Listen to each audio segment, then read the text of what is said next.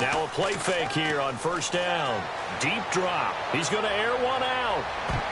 And lucky to get away with one there. That one nearly picked. Second down. I know exactly why he tried to throw the ball to Julio Jones there. He's never considered covered. He's either too fast or too strong. You always try and get it to him. Especially on those deep passes.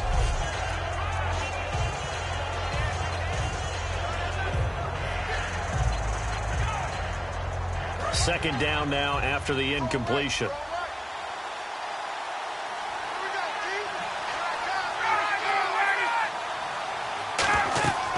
They'll run it now out of the gun. Oh, another beautiful move. Man, that's better than the two-step, isn't it? A nice job to get 8 there after the incompletion, and now they'll look at a 3rd and 2 coming up. You know what really fires up offensive linemen? When the guy that is carrying the ball behind them can create his own space and break a tackle along the way.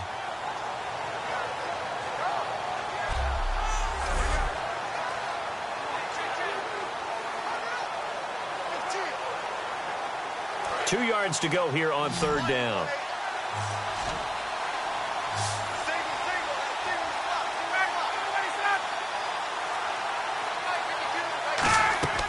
Ryan now to throw on 3rd down. Connects with Sanu right side. And he's going to have the first down, yardage to the 35. 5 yards is the pickup there as that extends this drive. And when you're playing a quarterback with some experience and some moxie, you enter the danger zone when you decide to blitz him, because if he's able to diagnose as he did on that play, he can hurt you downfield. He reads defenses so well, doesn't he? He really does, and the best part about that play for him, I don't think that was his primary target. I don't think so either. I think he had the read, figured out where the blitz was coming from, and went to a secondary target for a really nice game. On the counter, Devontae Freeman. And he is met at the line of scrimmage, and he goes down right there. No gain on the play. It'll be second down. Well, a well-executed blitz, no doubt. Great job by the linebacker. Maybe the quarterback, if he could have seen that, could have audibled there. Yeah, he needed to be in a different play because that one just meshed perfectly for the defense.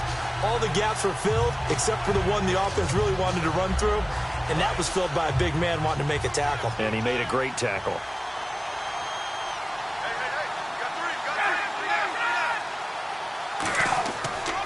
And he'll give it here to his running back. And he'll grab a gain of 5 out of this up to the 41-yard line. Frustrating for a defense, energizing for an offense. Finding a way to create that type of yardage in your running game, that'll make the guys carrying the ball very, very happy.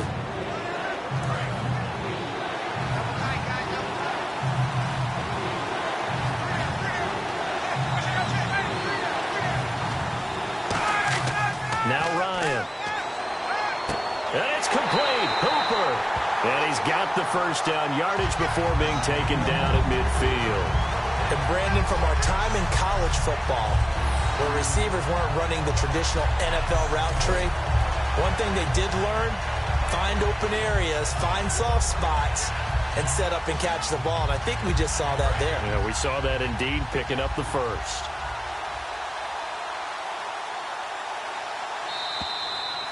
So 1 quarter down here in Super Bowl 51. 6-3, that's our score. You're watching the NFL on EA Sports. This presentation of the NFL on EA Sports is brought to you by Snickers. You're off your game when you're hungry. Snickers satisfies. Alongside Charles Davis, Brandon Gaudin, it's the Falcons in possession to begin quarter number 2, and they've got it here with a first down.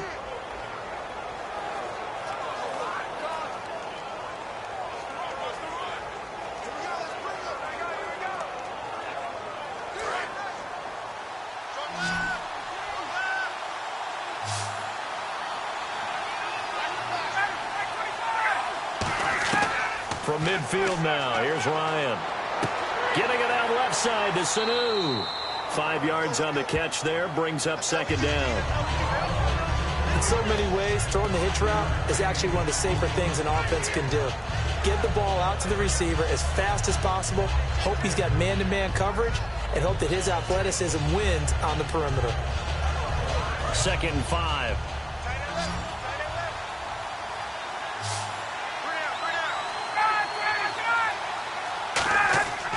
On second down, here's Ryan. And no escaping this time as he'll go down. They got him for a sack. They'll wind up losing 10 on the sack, and it'll lead to a 3rd and long. Man, he got in there so quickly, Charles. What could the offense have done to adjust and account for that? But what you're hoping is that you figure it out and you see and get a clue that maybe there's going to be some pressure coming at you, and you change the blocking schemes. Maybe you go to max protection. The biggest one is maybe you bring your running back in to try and keep you clean. But in that case, that didn't happen.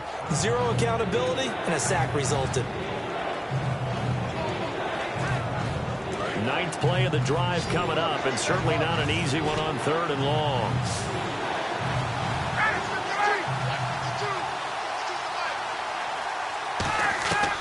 Third and long. It's Ryan surveying the field. And incomplete. He had nowhere to throw, so he just tossed it away. But that brings up 4th. But no second guessing the call here. It was 3rd and long, so throwing the football was probably the smart play to try and pick it up. But they don't get it, and now the defense goes off the field feeling pretty good about themselves, gaining some momentum as they force them into a likely punting situation.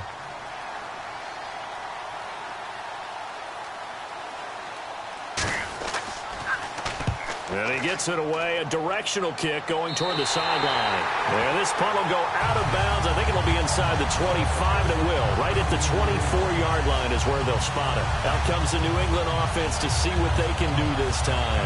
And after the field goal last time, we'll see what they can get here. At least they got points out of the last drive, Charles.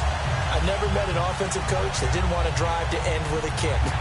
Most of them wanted to end with a PAT, right? In this case, a field goal, they'll take it. Way better than the alternative, which is a punt. Yeah, but you met fan bases that wanted that weren't happy with that field goal. I haven't met a fan base yet that wants to drive to end with a kick other than the extra point. That's it.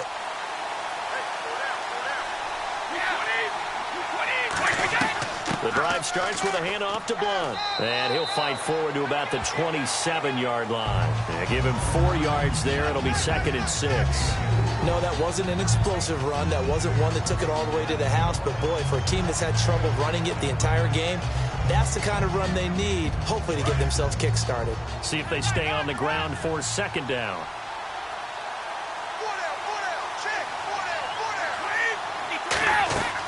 Again, here's Blunt. Uses the stiff arm. That's going to be a 6-yard gain. It leaves him with 3rd down and just a yard to go. It's been a struggle this entire game trying to move the ball on the ground. But every now and then you find a little chink in the armor, and that type of run right there lets them know that they can't stop every single run for almost no gain.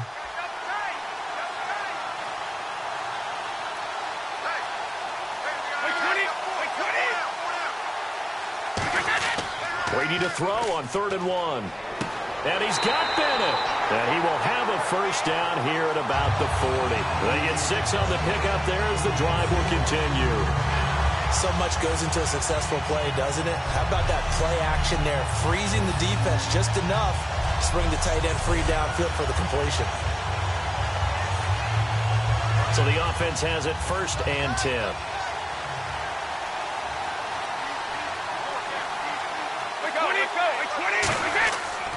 Now a toss play to Blunt. And this play will be blown up. He'll lose yardage back at the 38.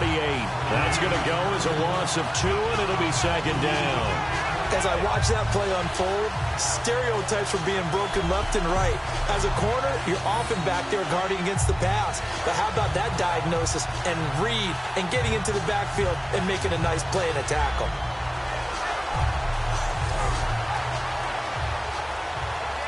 And the offense will be looking to get at least some of this yardage back here. It's 2nd and 12.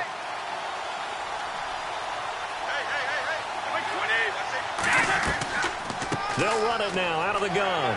Fighting him off. Just ran right through the trash. That's what they needed. It's an 8-yard gain, and now 3rd and 4 suddenly doesn't look so bad. On a 2nd and long, it's really nice to see an offense that has enough confidence to run the football in that situation. I think that goes back to their practice and game planning. They've seen things that they've seen on tape and in previous games that led them to believe that even in a long-distance situation, they can still run the football and gain enough yardage to put themselves in a good spot on 3rd down. And now it's a 3rd and 4 situation for the offense.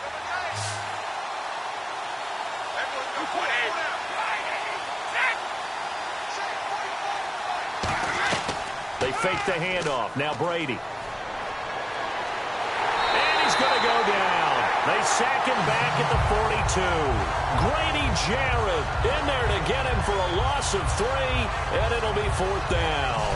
Sometimes I watch games and wonder why they use play fakes on certain passing situations, because it's not going to fool anyone. I don't know if that was the case here, but the end result was the same.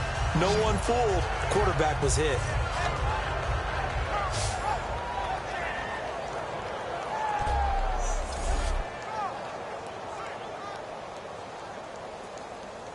On 4th down, on now is the lefty Ryan Allen to punt.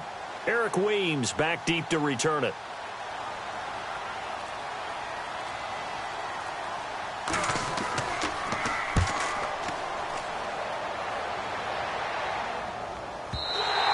And a bit of a mistake there. This is well into the end zone for a touchback. Atlanta now coming out on the field.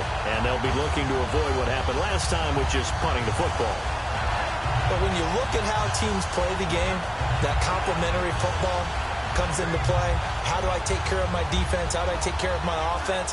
Well, the defense is taking care of them in a lot of ways. Now it's time for the offense to jump things up and help their defense out. Give them a little bit of rest. Yeah, time for them to give them a rest. Took the words right out of my mouth.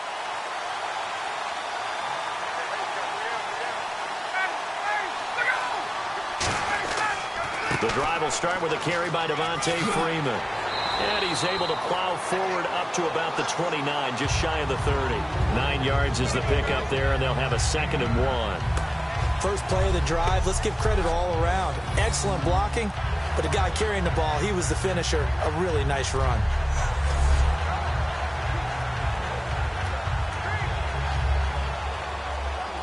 Second down following the run.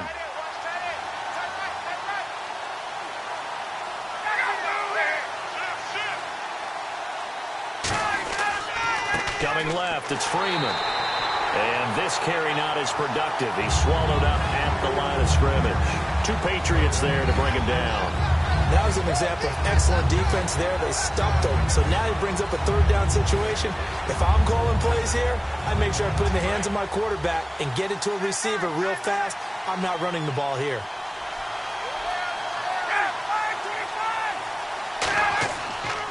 On 3rd down, Devontae Freeman. No gain there on the play, and that's going to leave him with a 4th down. I know it's the first half, but it's still hard to curb the enthusiasm for that stop. 3rd and 1, and the offense can't get there. The defensive team has got to feel very good about themselves. Great job out-leveraging the offense.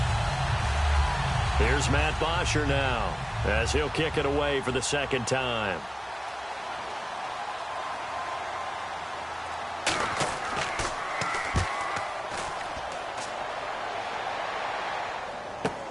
Taking it about the 16. A very good return there. Give him an even 20 yards. And the offense will take over with a new set of downs. Now the Patriots offense, they work their way back out onto the field. They've got the lead. Last time had to punt it, though. What's the key to this drive? I think it's leverage. Big guys up front. You know the motivational speech on the sideline is, guys, give us an opportunity. Protect the passer, create space for our runners, and let's go ahead and get these guys. Low man wins. Let's go do it on this drive. We'll watch that leverage on this drive. And on the outside, they're playing press coverage.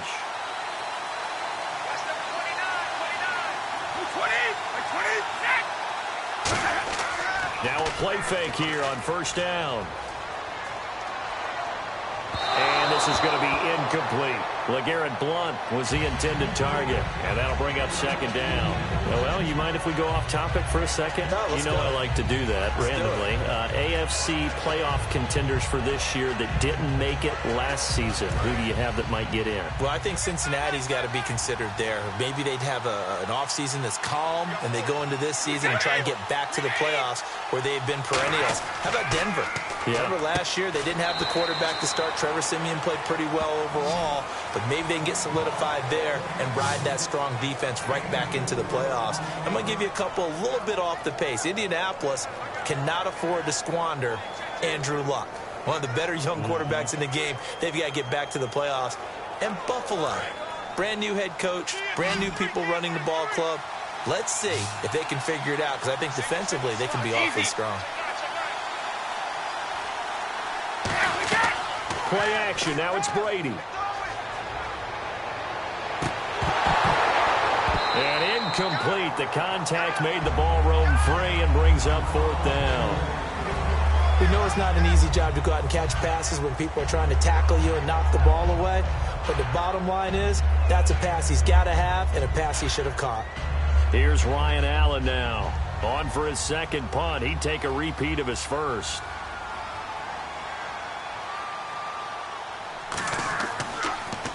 He gets this one away, and boy, it's another boomer.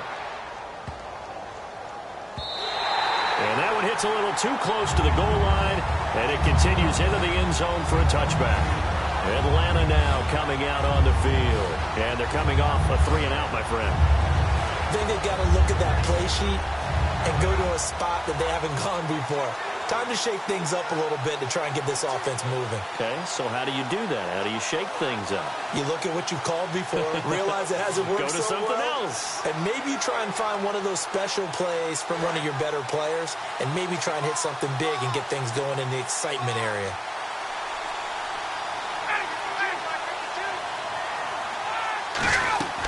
They'll run with Freeman here to begin the drive. And he's going to be met at the line of scrimmage and taken down. It's a loss of a yard there, and now 2nd down. All right, partner, despite my eating habits, I'm not big enough to play offensive tackle, nor am I quick enough. But with the defensive ends nowadays and their speed, those guys have to be able to punch and dance, and it's a tough, tough job to contain them.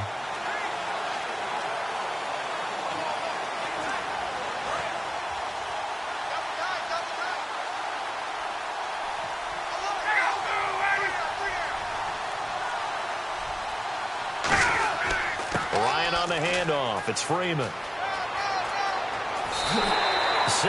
yards on the pickup there. The drive will continue. It's a 1st down. So much for him being bottled up throughout the day. Finally finds a way to break through and get a really nice gain. The defense had felt great about what they had going. Now they've got to turn their attention to getting it back in that direction. Can they bottle him up again? Because I'd say after that run, confidence is pretty high for him. And a new set of downs here after picking up the first on the ground.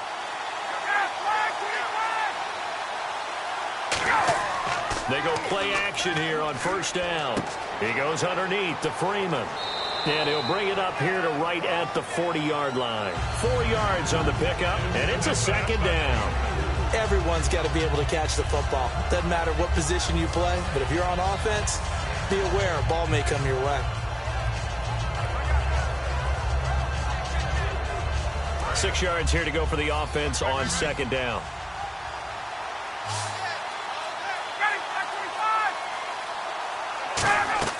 On 2nd down, Ryan.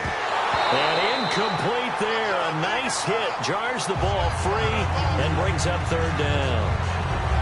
So many components go into a well-executed screen pass. You've got to sell. Offensive line's got to sell like they've missed blocks, and then they move out, and they're out in front of the running back. He's got to sell that he's trying to block, and then he slips out into the route. The quarterback has to sell that maybe he's trying to throw it downfield. Instead, he slips it off to a running back, and when you get one set perfectly, you have to catch the ball. And that didn't happen on that play. It's a gain of 5, and that's going to make it 4th down. So much about offense is what you call hidden yardage. You know, you throw the ball to someone, they catch it, and then they can make a big play. You know, they create a play, run after catch. They did a really nice job there of limiting that and keeping him from a 1st down. Now stopped him in his tracks.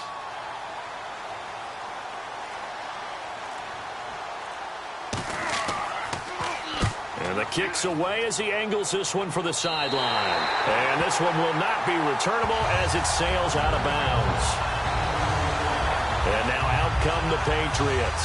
They're out in front. Last time they had to punt it away. We'll see if they can add to their lead now.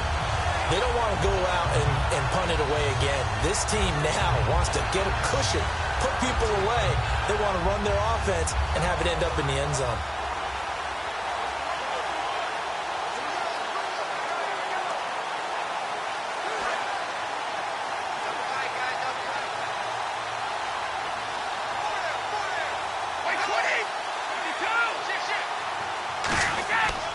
They'll begin here with Blunt.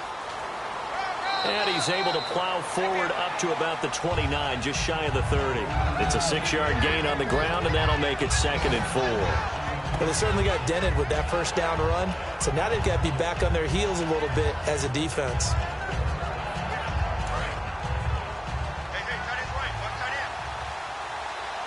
Gronkowski, slot left. Brady to throw on 2nd down. Over the middle, it's Amendola. And he's able to take this one up to the 35-yard line. It's a pickup of 6 and good enough to move the chains.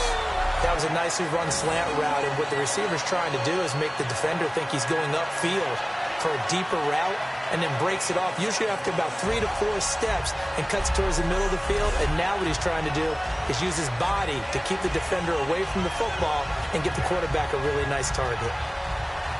Offense comes to the line now, 1st and 10.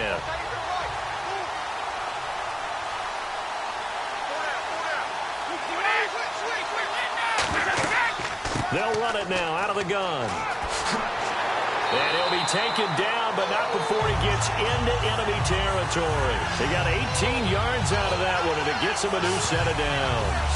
All right, it's football 101 to know that the quarterback controls just about everything on offense, but a lot of times what gets missed is that the center controls line play. He has to communicate to the guards and the tackles what type of front they're facing, how they're going to block it, and what adjustments need to be made sometimes on the fly as a defense will shift. Give the center a lot of credit because, for the most part, he's got big defensive linemen over his face all game long that he's got to try and block and protect his quarterback and create space for his runner. In this case, he did a really nice job of communicating and executing. And that's the kind of run that gets everyone excited on offense. And, you know, oftentimes the guys who carry the ball are the ones in the huddle doing the chirping. Right now, I think it's the offensive line telling them, run it again. We are right there about to break a big one.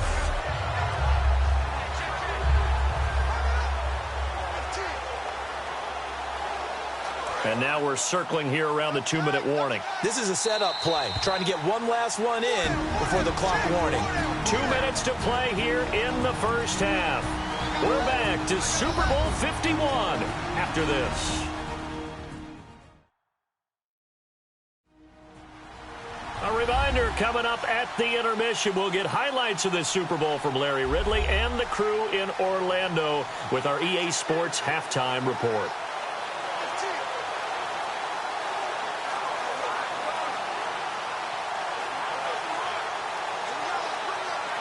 Just 2 yards to go here on 2nd down for the offense.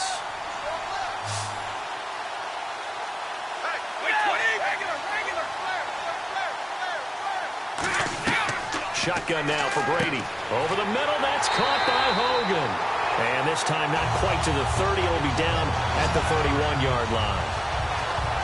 And defensively, they were in zone coverage there. Do you have to be a little careful? You're losing, playing against a good quarterback like he is, to not play too much zone? Yeah, you have to be careful about how much time you're giving up. I think it's a good point you just brought up. So maybe if you still want to play zone, you go to a zone blitz scheme. And you can drop anyone out of your defensive front, defensive end, defensive tackle. It doesn't matter. You just exchange someone to bring more pressure towards the quarterback and still try and cover downfield. And he is out of bounds inside the 30.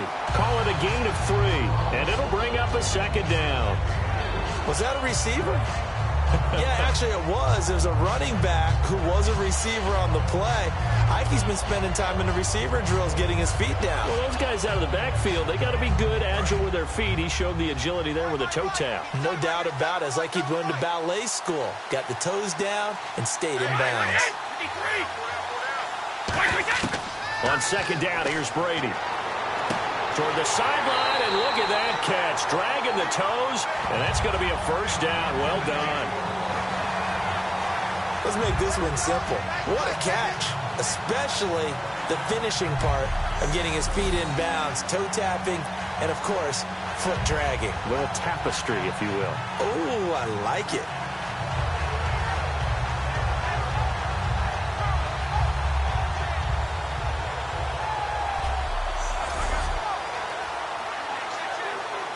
Creeping up on a minute to play in this first half. Gronkowski, slot left.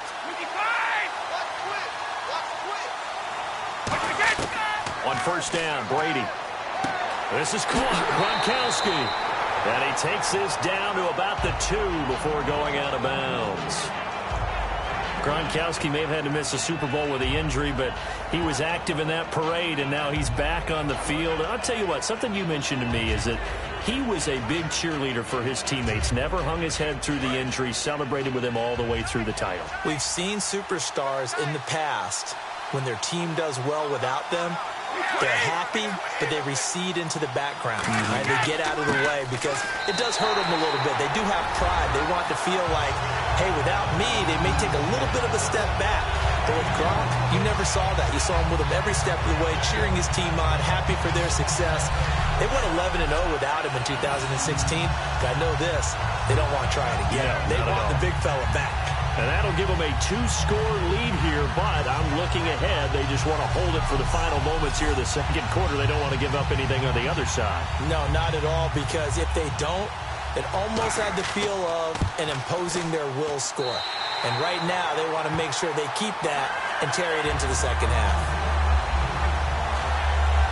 That time, a 9-play drive, and it ends in a touchdown run by LeGarrette Blount.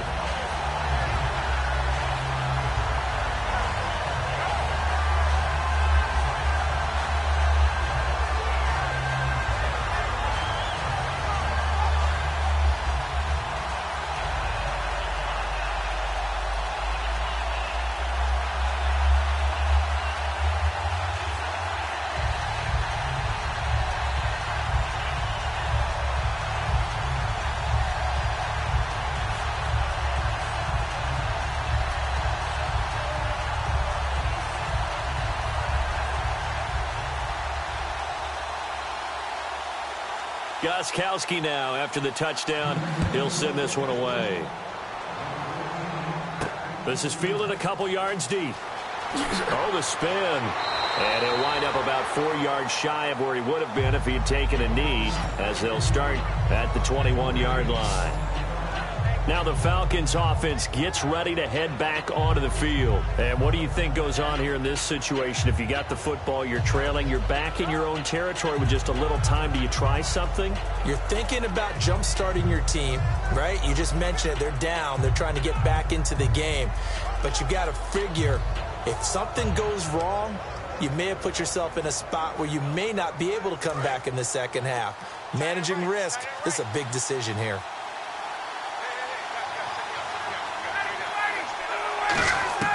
On first down, Ryan connects with Sanu right side. Now hold everything here. We're going to get a timeout by the offense. It's just their first, so they'll have 2 remaining here before we get to halftime.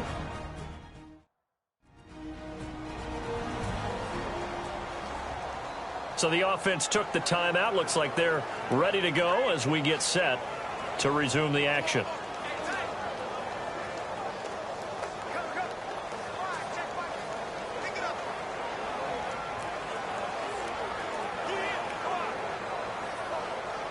First down and 10 now for the offensive group.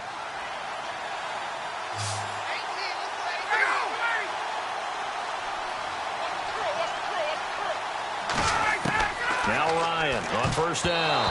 And nearly picked off. Surprising to see a defender of his caliber let it get away. But it does get away and it's second down. That incompletion, Charles, gives me a chance to put you on the clock real quick. NFC teams last year that did not make the playoffs that might make a push this coming year.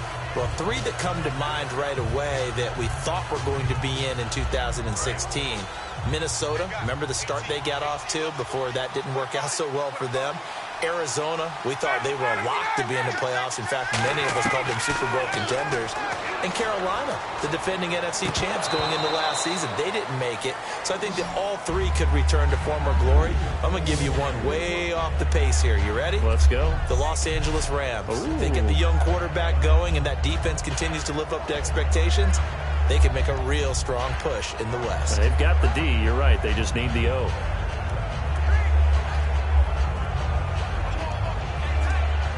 So a ways to go here on 3rd and 10.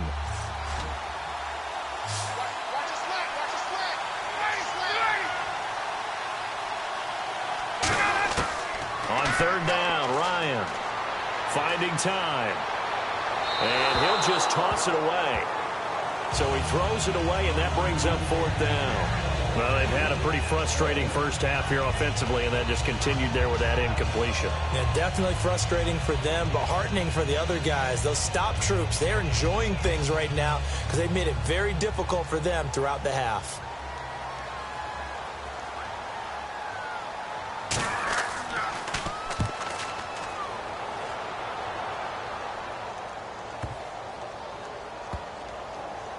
And a nice special teams job here. This is going to be down inside the 10 at the 7-yard line.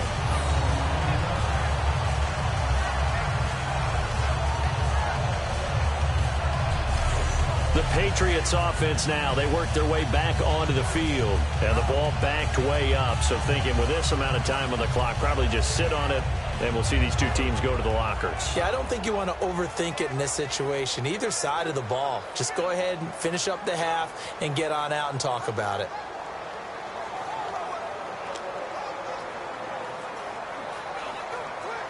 Very tough spot here for the offense to start.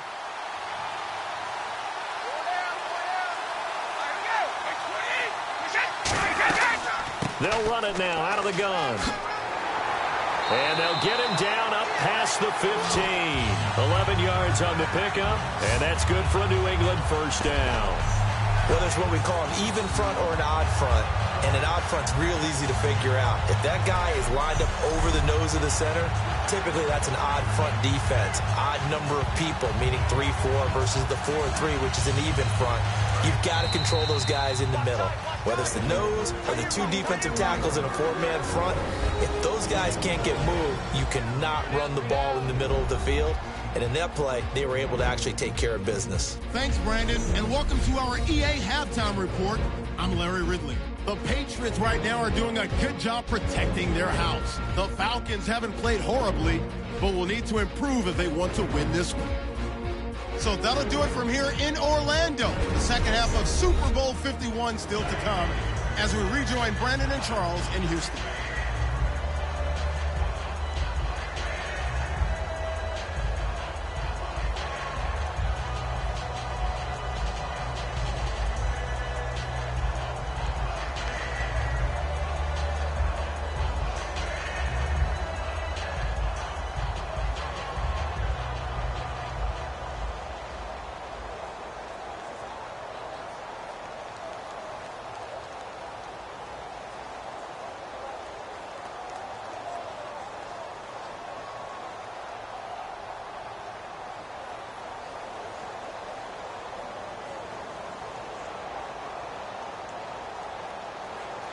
Both teams appear ready for the fight ahead, and we resume action here in quarter number 3. This is fielded at the goal line. And he'll bring it back to just about the 25, call it the 24-yard line. Here comes the Atlanta offense now ready to take over here. They have the ball here for the inaugural drive of the second half. Pretty big deficit, though. We'll see what adjustments were made in that locker room. And I never want to make something more important than it actually is, right? I don't want to create more hype than what is there. But you're going to do that? I'm doing it, though. This is a really important drive. And we often talk about teams scripting plays to start a game. A lot of them script to start the second half, too. And they're scripting something that they expect to get them into the end zone and back into this game. We'll see if that script is a good one for them. Here's Ryan looking middle, and it's incomplete. He was looking for his tight end, Jacob Tamme, there. CD, wanted to get your thoughts just on the landscape of the offseason for each of these teams. Super Bowl in the rearview mirror, but so much going on. People look at the draft a lot, but there's a lot more that goes into the offseason for these front offices, is there not? It certainly is, and even before we get to the draft, you start with the combine. You know, that's held in Indianapolis every year, and you have about 350 of the top prospects coming together to get their physicals and interviews and on-field performance, and all that will get evaluated along with their game tape. And then you've got the free agents, all right? That starts, I believe, in early March, where now the free agents can start moving around to different teams. So your team's starting to take a little bit of shape there, free agency, because then the draft's coming up. You're trying to put your team together with new draft picks, have everyone start to move in one direction. And then you have the OTAs and minicamps. You get to see them on the field for the first time. And we start to get a better idea of how these teams are going to look when the fall begins. They run. Devontae Freeman. And he's got the first before he's brought down at the 39-yard line. They get 5 out of that one, and it moves the chains. I always appreciate runners who understand situations. That was just 3rd and inches.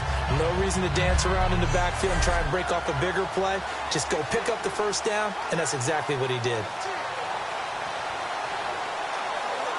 So here we go, 1st and 10 now.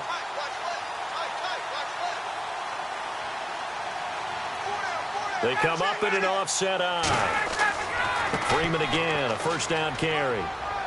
And not much room to operate as he'll get this up only to about the 41. 2 yards on the carry there. It'll be 2nd down.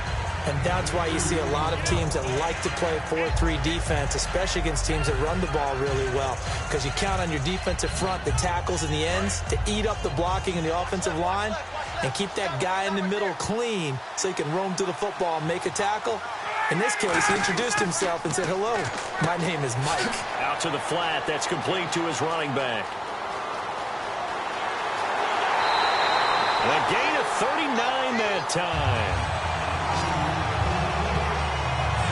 So what's the old expression that quarterbacks like to use when they decide to throw the football? I'm looking for either a touchdown or a check down. And he took the check down on that play, and it worked almost to perfection.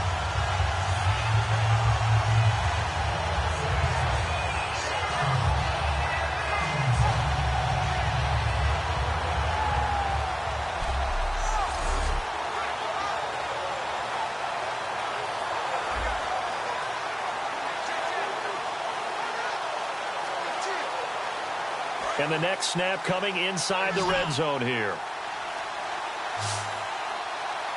1 receiver left, 2 to the right.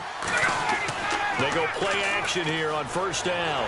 And no escaping this time as he'll go down. They got him for a sack. Rob Ninkovich in there to bury him for a loss of 11. Well, we knew this guy wasn't especially fleet of foot, but he tried to conjure up some escapability, but there was no way he was getting away on that one.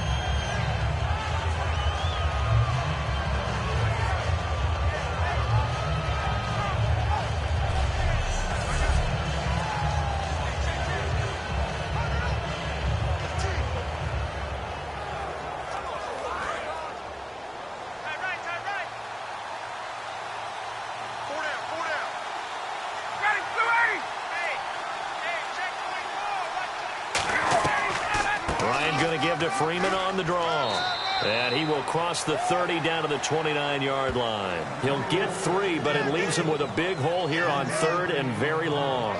Well, I think we know by now that every run is not going to be broken and get all the way to the end zone. But these short ones still have their value. You can still set up your play action and throw the football. You control the clock because you have the ball and they don't. And often the physicality sets the tempo for the game. They run the play fake to Coleman. Now Ryan. He's got time. And that is caught. Touchdown, Falcons. Julio Jones. 28 yards. And the Falcons have cut it to within a score. And, partner, they found a gap there on the post pattern, and it was in the middle 3rd of the field. And that's really difficult to do because ordinarily the safeties are back there to prevent that happening. But they found the opening and exploited it.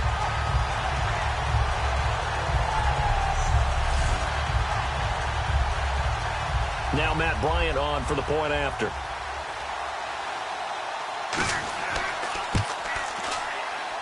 And he puts it through there within 3. It's 13-10. So that drive takes him down the field in 8 plays. And the Falcons score to cap it off.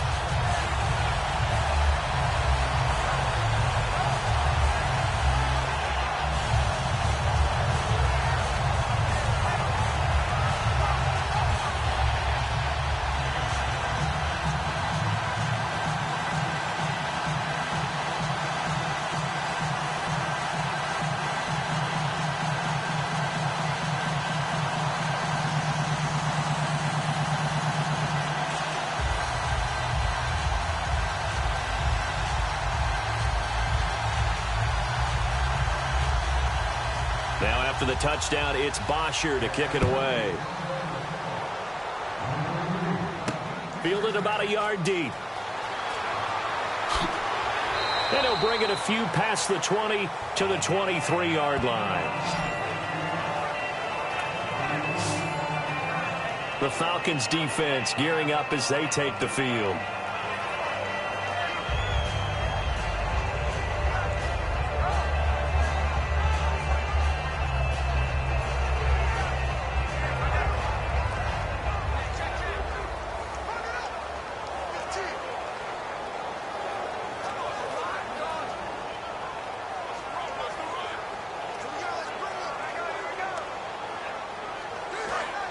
Looking to jam the receivers at the line here. Press coverage look defensively. They come up in an offset eye. Now a carry for Blunt. And a nice run past the 30-yard line there. Just what you want on a first down run. Call it 8 yards. And it's 2nd and 2. Now that's a run that warms a play caller's heart because you're actually set up to do whatever you want on offense. You can come right back and run essentially the same play because you have momentum. Or you can fake that running play and throw something deep over the top. Or you now feel like you have an extra down to play with. Because if you go ahead and just throw it and you don't get it, come back and try and pick it up on 3rd down. Here's Blunt. And he's able to take this one up to the 35-yard line. 3 yards there, good enough to keep the drive moving. Not too many more ideal situations in 2nd and 2 in order to try and pick up a first down. They ran it and picked it up.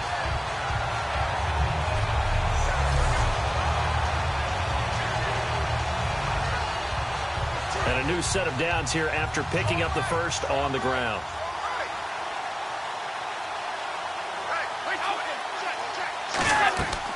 They'll run it now out of the gun. And some room to work. Look at the spin. Balance. And he'll be taken down, but not before he gets into enemy territory. Really good, skillful, tough running throughout this contest. Picked up first down after first down. He's got to have a nickname, doesn't he? How about the human first down machine? I think that fits.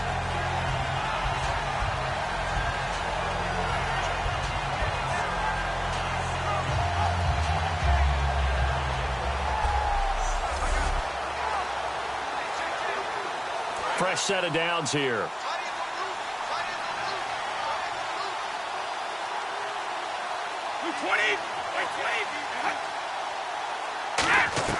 They'll run it now out of the gun.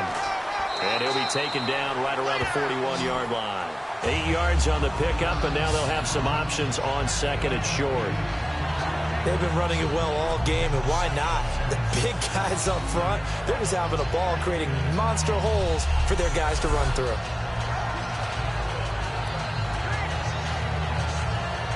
So this brings up a 2nd and 2.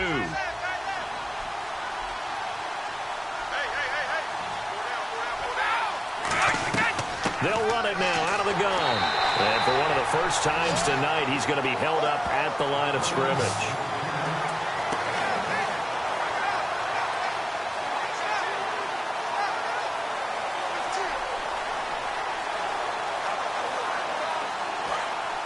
Looks like the defense in press coverage here.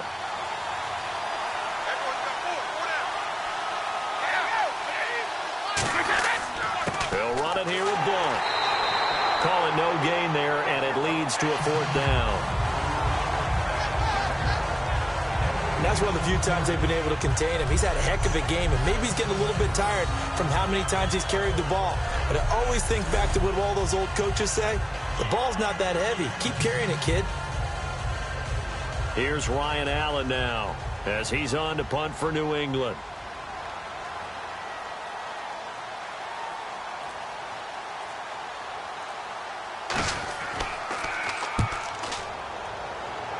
And no return here. Where will they spot it?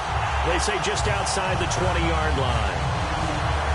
Atlanta now coming out on the field. And they're going to need another score. Got one last time, but still down here. When you're playing catch-up, Every possession becomes crucial, doesn't it? It's vital. Get back out on the field, punch it in the end zone again. They know it's not easy, but what they do have going for them, they did score the last time. They think they've got a good formula working. And what about the defense? Well, now you're just saying to yourself, okay, we gave up a score last time. What adjustments do we need to make to slow them down now and get the ball back for our own offense? Is it more pressure? Is it more zone? What do they have to do? They're trying to figure that out themselves. We'll see if they can figure that out right here. They'll try to get the ground game going with Freeman. Oh, a heck of a move. Man. And he's brought down, getting this one up to about the 35. Every now and then when we see a really good run, we really tend to focus on what other people did in order for that run to happen, what the offensive line did, what the receivers did to help. Sometimes the running back's pretty good too. And on that play, he picked up a lot of good yardage and made it happen with great effort.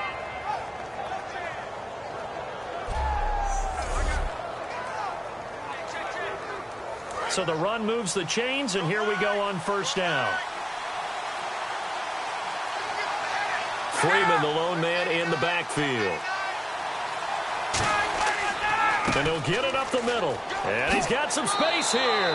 And able to get this one across the 45 before he's brought down. It's really come into vogue to talk about the different gaps that the defense tries to attack in an offensive line. And most of the time we're talking about blitzes. How many times have you heard double A-gap blitz? Well, where is the A-gap? It's the space between the center and the guards, either side. So when you're having a double A-gap blitz, there's two guys coming through that gap. In this situation, though, that A-gap wasn't open for the defense to exploit. The offensive line took care of it, protected it, and moved the defensive guys out of the way to allow for that nice run. Another carry for the workhorse tonight, Freeman. And taking it across midfield and just shy of the 40. It'll go as a gain of 12. And that leads to an Atlanta first down. And that's how you run the football and run it successfully. Big-time chunk of yardage picked up, but why? Offensive linemen won at the point of attack. Their leverage way better than the defenders. The low man wins when you're getting underneath and trying to move people. And that's exactly what happened on that play. The offensive line moved the defensive front, created space, and the end result, a fantastic run. And complete on the right side, it's Tammy. The completion good for 3, and it's second down. Well, the strategy was evident there. Get it to your tight end and make it a one-on-one play with a cornerback. Who's usually going to win that one? The tight end, but not there. Not in this situation. How about the corner defeating that logic and making a really nice tackle?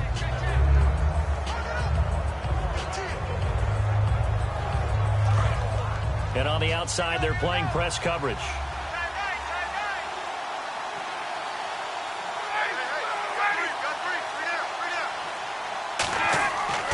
Running right, this is Freeman. And he's going to fight his way forward here for a modest gain. And it's still about 3 yards shy of a first as the 4-yard pickup brings it to third down. Everyone's looking for the big runs, the explosive runs, the 20 to 30-yard plays. But anytime you're picking up good yardage and setting yourself up on down and distance, offenses love that too. So second down was a run play. Now let's see what they do on third.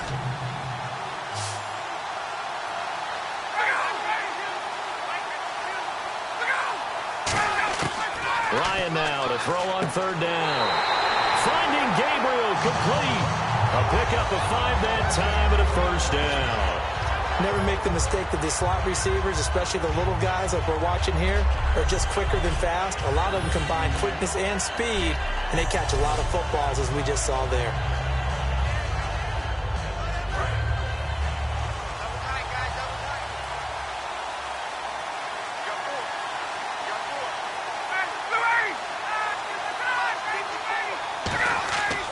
A 20th carry now for Devontae Freeman.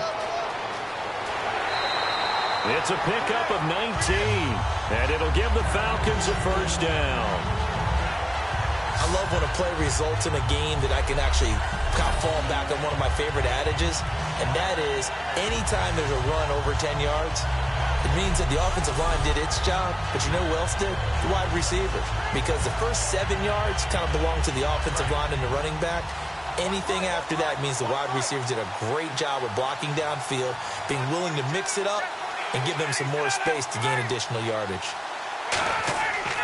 The former Indiana Hoosier here, Tevin Coleman. And they're going to get him down, but not before a pretty good run right there. A good run there on first down, and it'll leave them with a 2nd and 2. Oh, you're enjoying watching this. But the other guys, especially the defense coordinator, trying to figure out an answer on how to slow down the running game. I think maybe starts to call more blitzes, because you can call run blitzes in order to try and get more people to the point of attack. They come out here in the eye. Now flags come flying in. One of the Falcons moved early. False start, offense.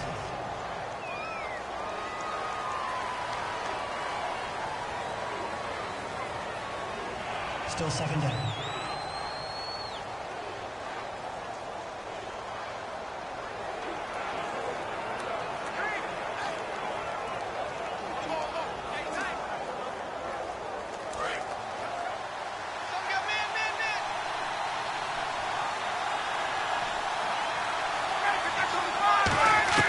On 2nd down, here's Ryan.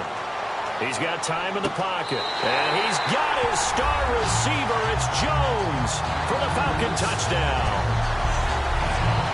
Julio Jones, his 2nd touchdown of this Super Bowl.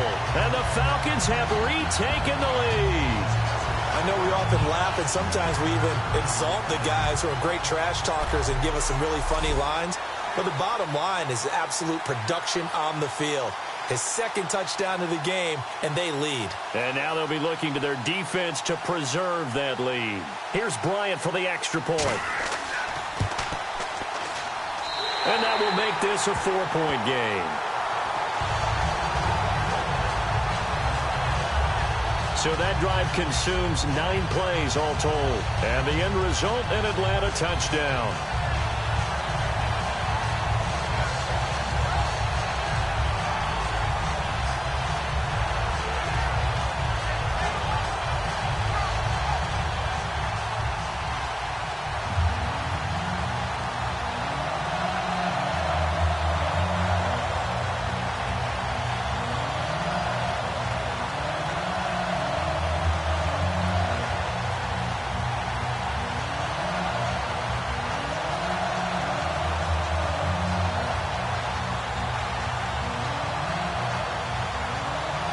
Now after the touchdown, it's Bosher to kick it away. And here's Lewis. And he'll get it up to about the 26-yard line, just across the 25. The Patriot offense now set to come back out onto the field. And last time out, they had to punt the football away. Anything positive possibly to take from that? There always is when you're punting the football away. It doesn't sound like it because you're giving it up, but you've avoided a mistake. At least you didn't turn it over, You didn't turn it over, right? You're giving your defense a chance because you're punting the ball away, and they're set to go on the field as opposed to sudden change after a turnover, and wow, now we got to go out there and stop people. So, yeah, there's always something positive to be gained from it. On 1st and 10, here's Brady. Over the middle, it's Amendola. 7 yards, the pickup on the pitch and catch.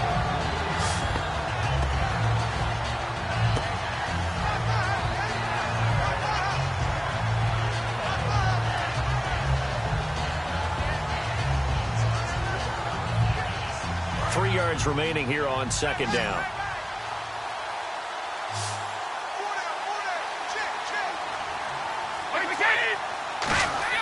Brady to throw on 2nd down. And he'll be out of bounds up past the 45. That one goes for 13 yards, and it moves the sticks.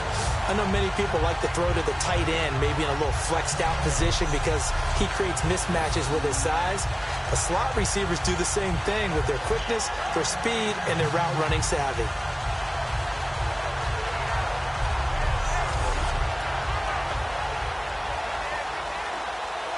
And the offense lining up 1st and 10.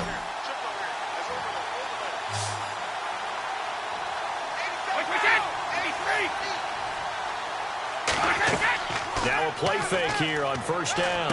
Wide open receiver complete. And he's going to get this all the way down inside the 35. Love the call by the offensive coordinator, recognizing the situation very well, calling for the play-action pass, and completing it.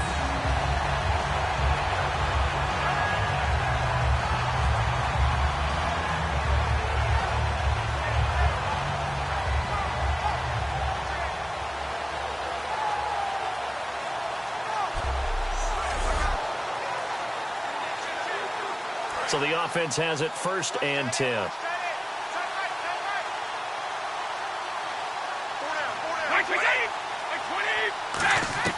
Throwing on first down is Brady. And right side caught Hogan. A good pickup there. 8 yards on the first down completion. Quarterbacks like throwing the slant route, but they have to be careful about ball placement. They have to put it in a spot that makes sure the receiver has his body in front of the defender. Offense in a good spot here, 2nd and 2.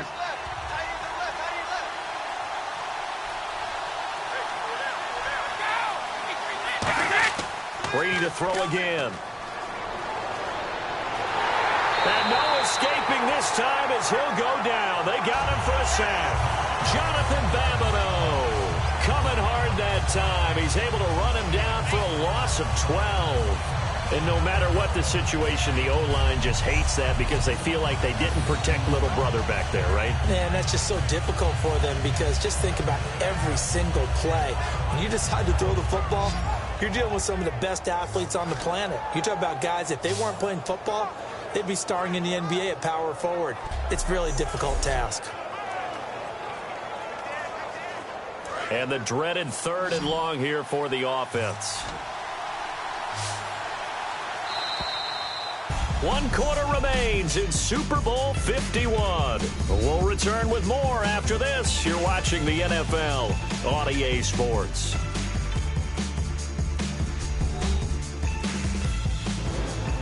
Back now here on EA Sports. It's Patriot football, but they trail here as we begin the 4th quarter.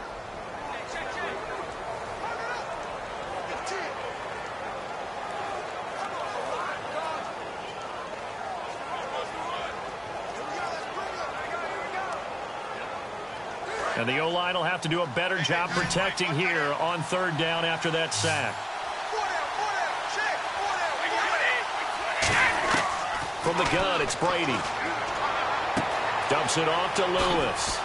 And eventually taken down, but how about that athletic spin move we saw? Gives him the first down yardage. And I know you can't really see it, but that play spells frustration with a capital F for the guys on defense. They covered everyone else, end up going to the running back out of the backfield, and he picks up a back-breaking first down. And here comes play number 6 on this drive.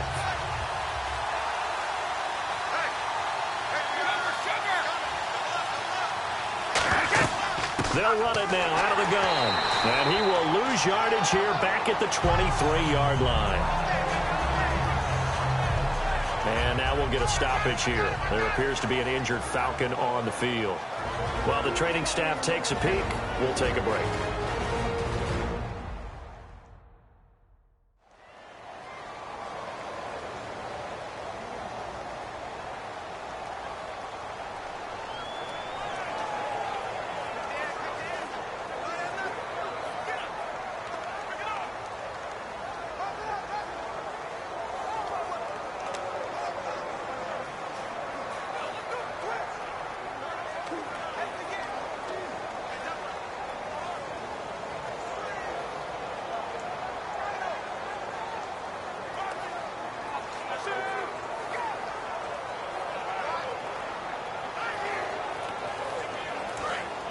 Looking to jam the receivers at the line here. Press coverage look defensively. Gronkowski, slot left. On 2nd down, here's Brady. And seeing nowhere to throw, he chucks this one away from harm. Incomplete. Now it's 3rd down.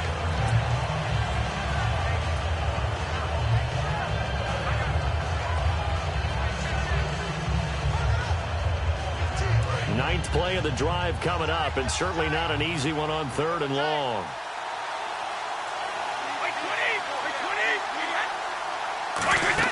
On play action, it's Brady. Surveying the field. Look at the time.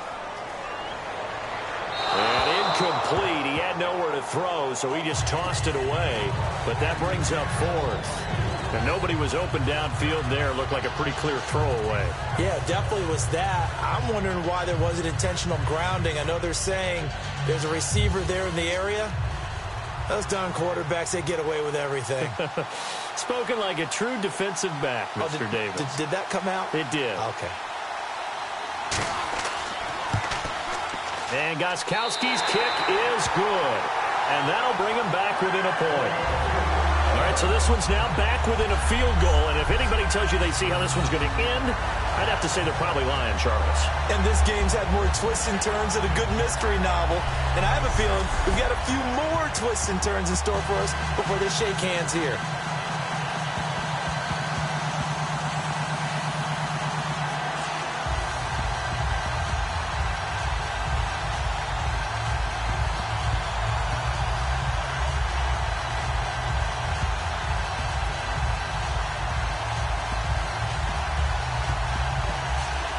Gostkowski now converted for 3. Now he'll kick this one away. This is fielded a couple yards deep. Oh, look at the juke. And he's able to get it across the 20, but not by much, as he's marked down at the 21-yard line. Atlanta now coming out on the field. And it's a unit last drive that did it all on the ground, Charles. And they controlled it from the interior. Big on big, right? Offensive lineman versus defensive lineman.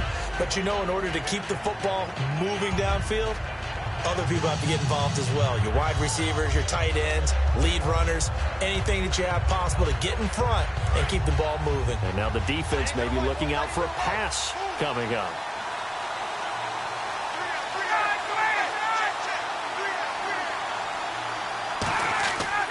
They'll eat some clock with Freeman. And he will fight his way forward to about the 23-yard line. 2 yards on the pickup there. It'll be 2nd and 8. Partner, you know I love to point out when teams break tendency and do something a little bit different from the norm. But when you run the ball in the first play of the drive, that's not a tendency breaker at all. That's just trying to establish yourself as you move forward.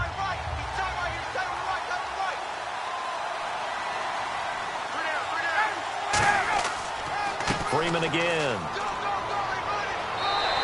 A nice pickup there of 11 yards, and it'll move the sticks. When a coaching staff sees their team run the ball this successfully in the fourth quarter, they're really excited because you can plan for a running game all you want and want to press that advantage when you get it. But for the most part, it's a little bit of a surprise. And right now, they've got to keep that going, want to continue to grind out the clock because it's definitely in their favor at this stage of the game. Can they close the game out and continue to do exactly what we just saw there, and that's run the football? This is Freeman on 1st and 10.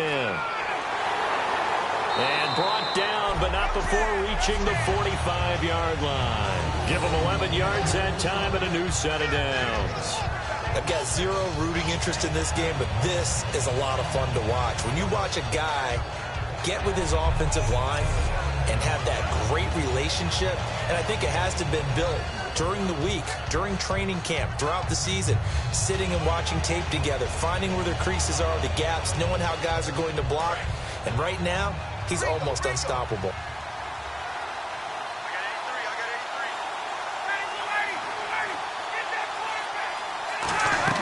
They'll run it now out of the gun. And some space here. And taking it across midfield and inside the 45. Give them 13 on the pickup there. And the Falcons are going to get a first. I've yet to meet a wide receiver who likes to block more than catching the football. But the best ones understand that that's how they'll actually get more passes thrown to them if they help in the run game. And anytime you get a run of that yardage, that means the wide receivers did help. They get down to what a lot of people call the second level, the linebackers, or the third level where the defensive backs are, and they get out in front and put their bodies out there and create more space for their runners to gain the yardage. Freeman. Whoosh. 12 yards on the pickup, and it'll be first down Atlanta. Anytime you hear the term an explosive run, most teams I know define that as any run over 10 yards, and they got that and more. How about a lot of credit for the big guys up front? That offensive line firing out, creating plenty of space, and a big run ensued.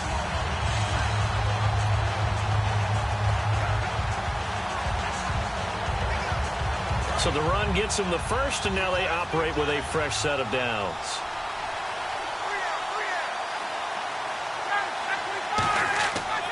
A handoff. Devontae Freeman might have gotten this one down to the 28, and that's all. Give him a couple on the carry there. 2nd and 8.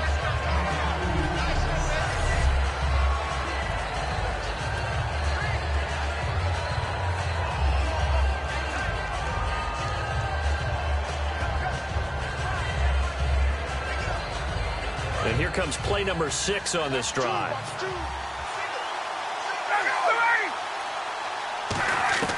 Now they'll throw it with Ryan. And this is Gabriel on the catch.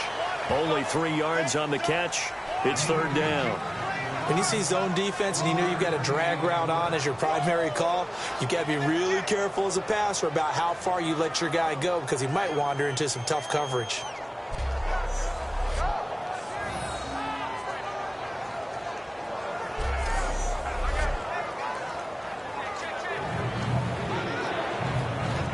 Play number 7 now coming up on the drive. 3rd and 5.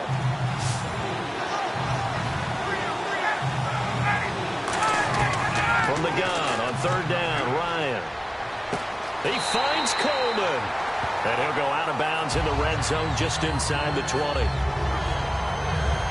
Well, they've had a great, impressive drive going here, and that pickup ensures the drive continues. And not only do you continue the drive, which is demoralizing for the guys on the defense side of the ball right now, but you make your own defense happy. They're able to get a little more rest over on the sidelines while this one continues downfield.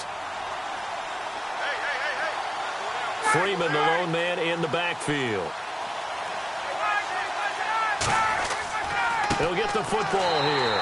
And for one of the first times tonight, he's going to be held up at the line of scrimmage. Rob Ninkovich on the stop. So nothing there, but maybe you blame that on the blocking.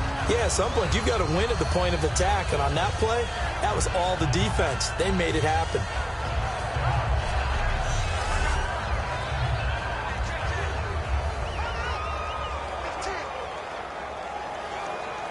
And on 2nd and 10 now.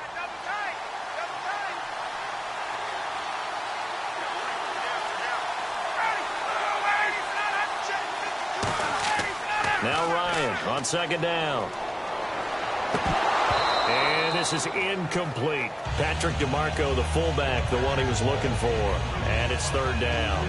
Receivers work all the time on making sure they catch the ball, haul it into their bodies before they turn and run.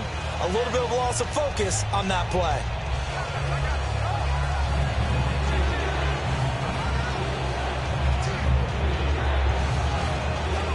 And this seemingly endless drive continues.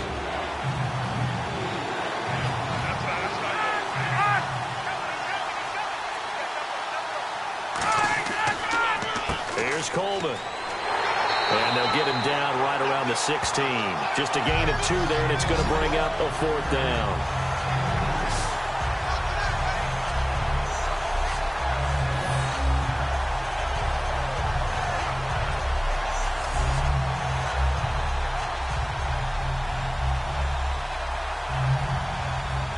So now one of the biggest kicks of the night is forthcoming from the right hash. This from 33.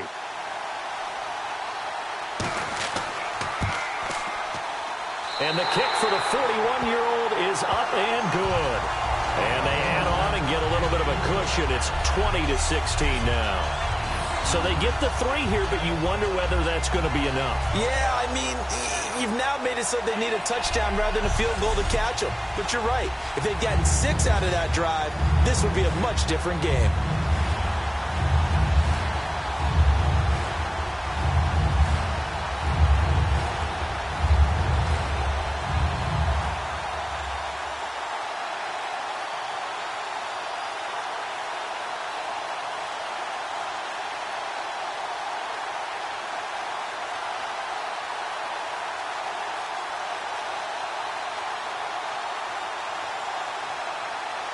Here's Bosher to kick it away.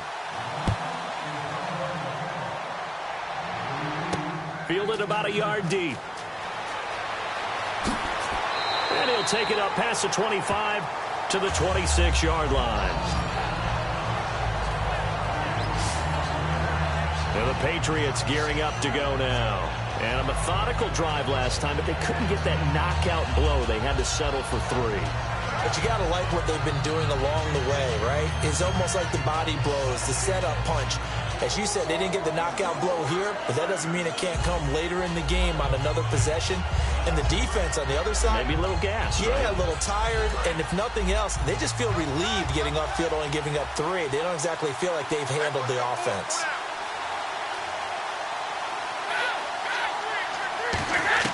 Throwing on first down is Brady. To the left side and complete for Julian Edelman. And all the way down to the 22-yard line. Brady and Edelman hook up for a big one. 52 yards. And at this stage, down in the second half, looks like they just wanted to find a way to get it in the hands of their playmaker, and they did. I think you're exactly right. I don't think the coordinator's looking at his play sheet and trying to figure out which play will work well. He's trying to figure out how to get the ball to the playmaker that you just described. Looking down at that sheet, you find people plays, not necessarily X's and O's, and that's exactly what they did there. Offense comes to the line now, 1st and 10.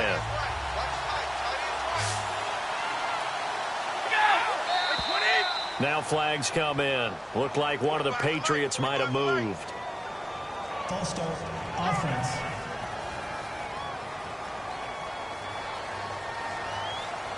Still first down.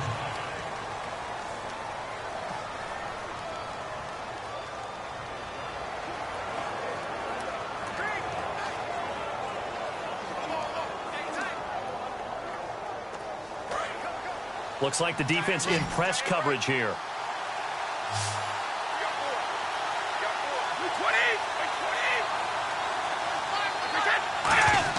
From the gun, it's Brady. Going underneath to Blount. And they'll bring him down at the 18-yard line. It'll be a gain of 9, and it'll make it a 2nd down.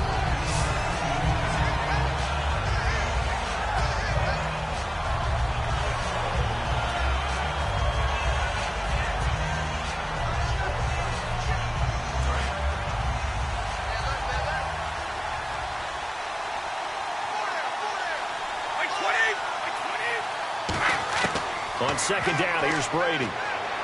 And no escaping this time as he'll go down. They got him for a sack. Tyson Jackson, he's the one that got to him. He takes him down for a loss of 9. Well, this has been a pretty sizable drive. They've had some success. Finally, the defensive coordinator found some success of his own. I think he just simply said enough of that. Okay, they've moved the ball well. We need to force the issue from our end, and that's exactly what he did.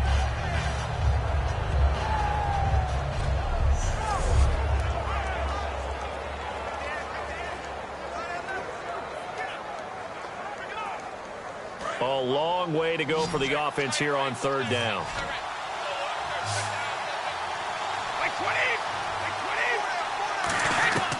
Shotgun now for Brady. Finding time. This is caught. It's Julian Edelman. And down he goes, taking it inside the 10, just shy of the 5 at the 6.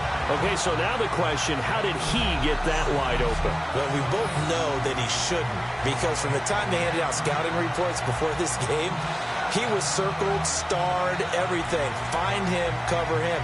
But sometimes you can scheme a guy open. You put the receivers in a bunch. Maybe you move some motion. Maybe you put him on the backside of a formation, and all of a sudden you've got a better matchup. Every now and then, the offensive guys, they figure a way to get him open, even with everyone keeping eyes on him. And that's certainly a guy they want to keep trying to scheme open. They'll run it now out of the gun. And for one of the first times tonight, he's going to be held up at the line of scrimmage. It's a gain of a yard, and it'll set up 2nd and goal. Well, it's been the air game that's taken them down on this drive before they finally turned around and handed it off on the last play. And now they're looking for the big boys to get him in the end zone. Couldn't do it there. It'll be interesting to see. Offensive lines had to pass block a lot on this drive. Will they be able to revert and fire out and create some space in the run game? Brady going to throw. And that's caught by Gronk for a Pats touchdown. Rob Gronkowski, a 5-yard touchdown. And the Patriots have moved out in front here in the fourth quarter. What a great weapon. So often, such a big mismatch. And there's no route he can't run. You name it, he's going to do it. And he's a matchup nightmare for the defense. No matter who they put on him, he's going to win the battle. Now an important extra point here to stretch this lead to a field goal. He's got it. And this is indeed up to a 3-point lead. So the drive there took 6 plays. And it's finished off by a Pats touchdown.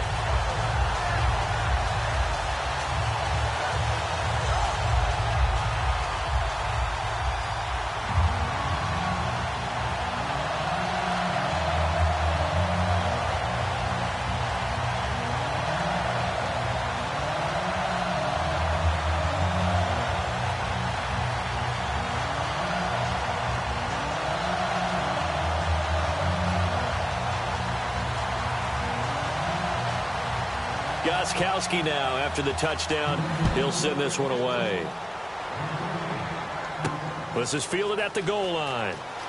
They juked him, and he'll make it across the 20 as his guys will set up shop at the 23-yard line.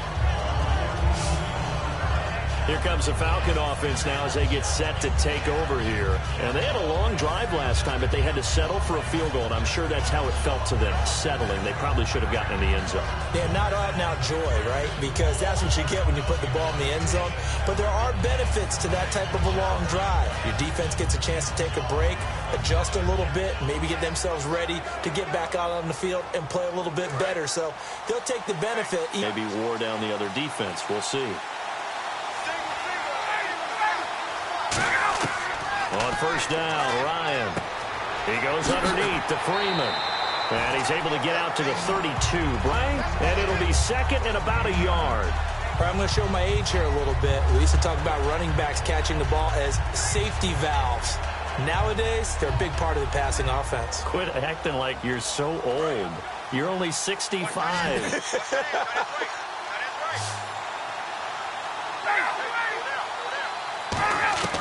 Now Ryan on second down. It's caught left side, Tammy. And he'll be brought down shy of the 40 at the 38-yard line. For 5 yards on the play there, as the drive will continue. I know sometimes we can get fooled when we watch him make catches, as we just saw him do there, because he really looks like a wide receiver the way he goes about his business. Yeah, 230, 240 range. Yeah, not super huge. Maybe not counted on to be that inline point-of-attack blocker that we used to have in the good old days. But you can flex him out. You can run wide receiver routes with him. You can make him a primary target. And that's how he'll shred a defense. Ryan. He's got time. He's going to loft one deep left side here. And it's knocked away and incomplete. The Pro Bowl wideout Julio Jones, his intended receiver. That'll bring up second down. I know the initial focus was on how far that pass was downfield, but how about the coverage on the play? Able to stay with him, get his hands where the receiver's hands were going to try and catch the ball, tips it up in the air, and knocks it away.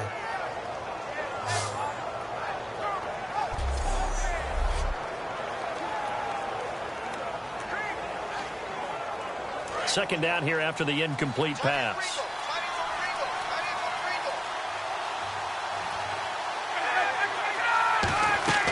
Second and 10 now, Ryan. And this time he's got the hookup. It's complete. Down the numbers. There he goes. Touchdown, Falcons. Taylor Gabriel, 62 yards. And the Falcons have taken the lead here in the fourth. And how about that, giving us our fifth lead change of the game? It's been back and forth. No doubt about it. And right now, they're ahead, but they can't relax at all, because if we've had 5 lead changes, I'm kind of betting on a 6th. Yeah, we might see a 6th.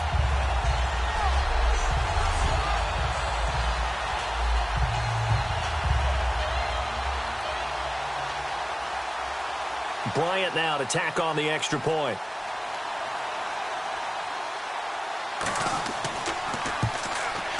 And that will make this a 4-point game.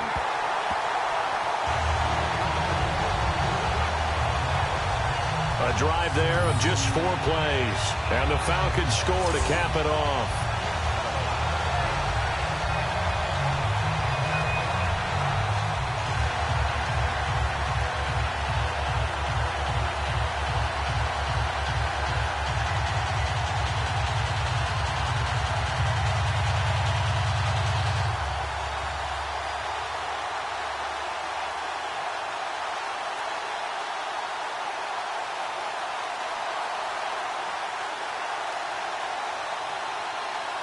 Now after the touchdown, it's Bosher to kick it away. This is taken at his 4. A beautiful fake. And he'll take this one near the 25, call it the 26-yard line. So the Patriots coming out now. And that last drive, a long drive, but not just that. They had a great air attack going. Do they stick with that? I would think that they would, because if they were confident enough to do it on the last drive, starting backed up in their own territory, why would you change anything? They've got to be confident about what they're presenting and continue to do so. Yeah, because the secondary, they really look clueless. And that was amazing because that drive went and went, no adjustments and no big plays by the defense to knock the ball away.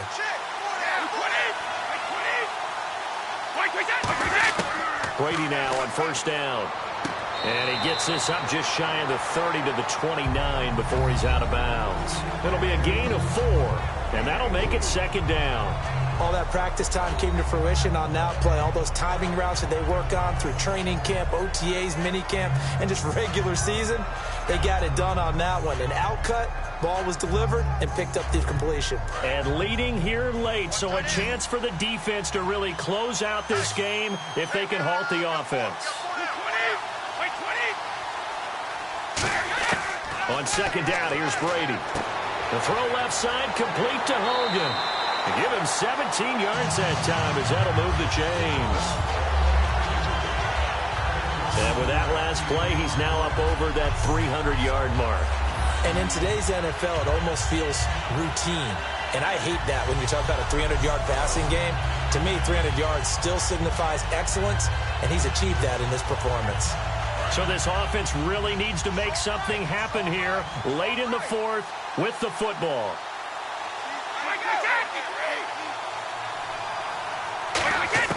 On first and 10, here's Brady. He's got time in the pocket. Sideline throw, that's caught. Julian Edelman. The completion good for 3, and it's second down. I know they don't like to hear it when they get to a certain age. But then you have to start to use your skills, your wiles, right? Your mind to beat guys to the football. And getting your toes tapped in bounds definitely qualifies as that, doesn't it? The veteran showing he still has the agility. From midfield, here's Brady. Screen pass to Blunt. And some room to maneuver. LeGarrette Blunt. And all the way in. Touchdown. New England. LeGarrette Blunt, his second touchdown of this Super Bowl. And the Patriots have moved out in front here in the 4th quarter. And that score gives us our 6th lead change of the game. Are we back on the playground on the seesaw? A little seesaw battle, right? Yeah. Up and down, up and down. What a game we've watched here. It's been fun.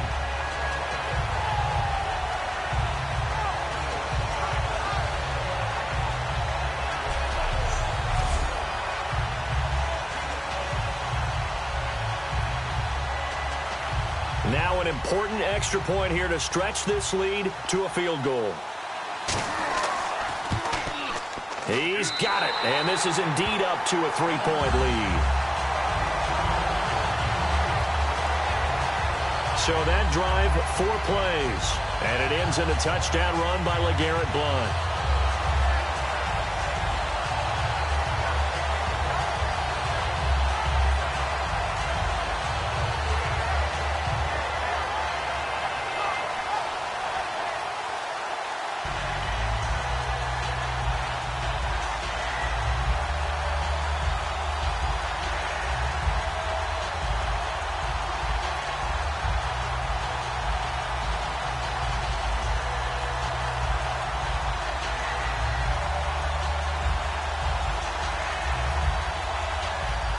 Gostkowski now, after the touchdown, he'll send this one away. This is taken at the 3. And a nice return sets him up pretty good here at the 30-yard line. And the Falcons now making their way back out onto the field. And they're hoping to capture some of that magic they had last time out when they were able to put together a scoring drive. But they're still down here, Charles. Not the major concern, though, because of what you talked about. They scored the last time out. They feel good about themselves. They feel like their game plan is now in effect. They know how to attack and what plays they want to put together. But they've got to keep it moving in the right direction because, as you did note, they are down on the scoreboard.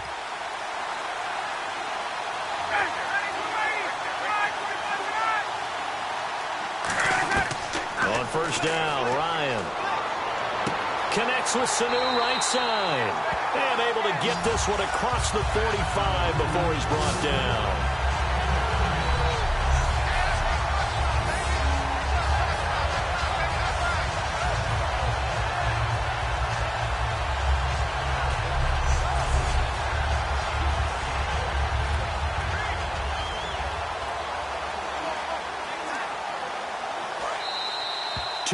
To go in Super Bowl 51 from Houston. We're back to perhaps crown a champion after this.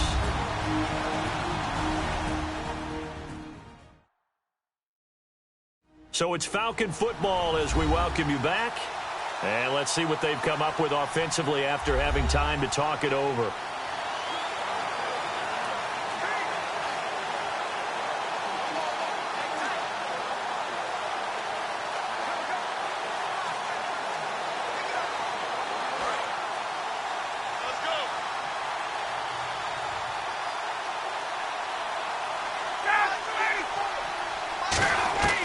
They'll throw on first down with Ryan. Caught by Sanu. And taking it across midfield and just shy of the 40. 12 yards that time for number 12 as they move the chains. And now it looks like they're going to be in the hurry-up.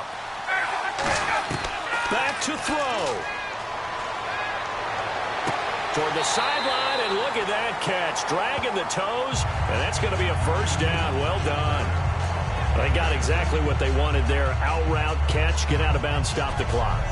And I have to criticize defense here because you know the situation. You want to keep them inbounds and have the clock run.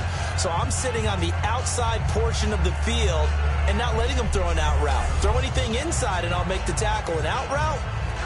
That's not the way you're supposed to play it.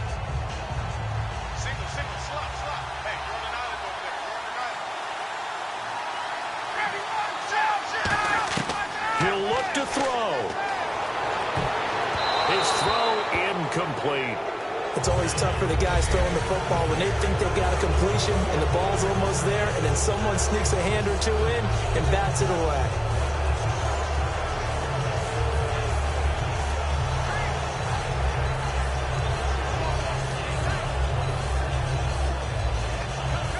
So they're still at the original line of scrimmage here. Second down and 10.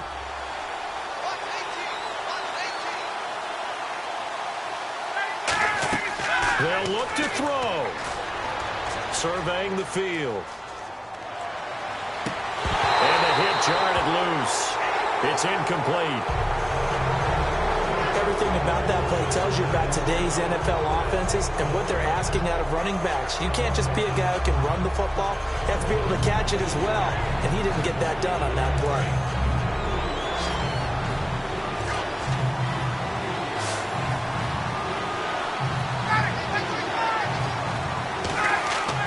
Back to throw. And Jones has it over the middle. And he picks up the first as he's able to take it down to the 7-yard line. And they're going to hurry back to the line now. Back to throw. Finding time. And his throw's going to be incomplete.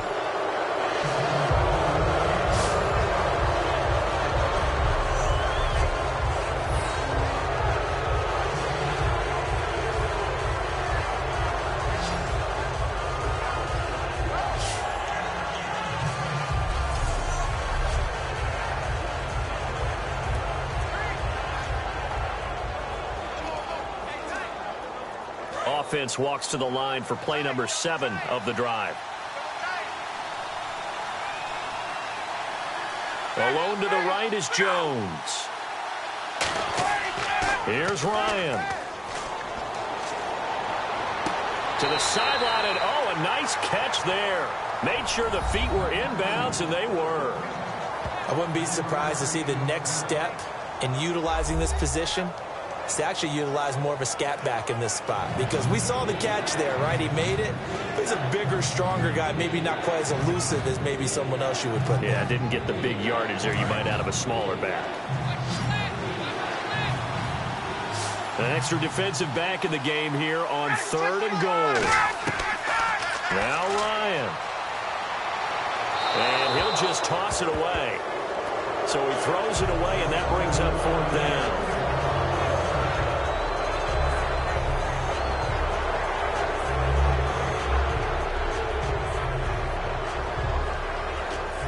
So on 4th down, out trots the kicker in a big spot here. From the left hash, a chip shot here.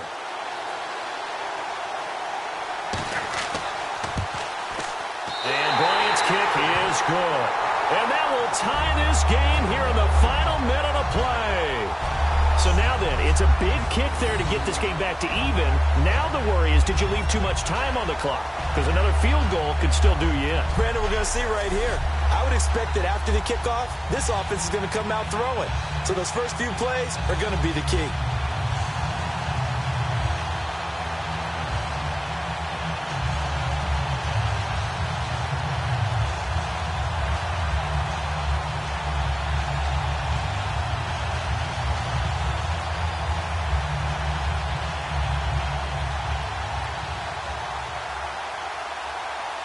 So here comes the kickoff now, all even here in this 4th quarter. This is taken at his 4. Oh, nice spin. Oh, that brought back bad memories. And a nice return sets him up pretty good here at the 30-yard line. Now the Patriot offense set to take over again. They need to get this around the 40 on the other side to get into field goal range. Look at the clock, a decent amount of time here in a tie game. What do they do? No panic situation at all. They've got to get a couple of chunk plays, pick up nice bits of yardage. Target the sidelines? Target the sidelines because you want to get out of bounds and make sure that clock stops. Because if the clock stays running, that makes things that much tougher for you. It can always bleed out on you. So just about a minute to go here, tie ball game. As fans, we love free football. But the guys on the field don't. They're going to attack and go for the win right now. Brady to throw. Slant route caught by Edelman. And he'll get it out near the 40 to the 39. That one good for 10 yards. And that'll make it 2nd and a foot or so.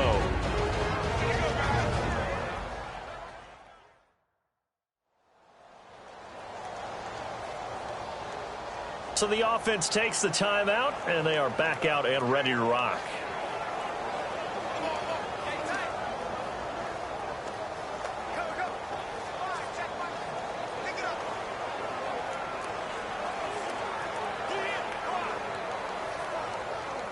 Completed pass play. Now let's see if they go back to the air or to the ground.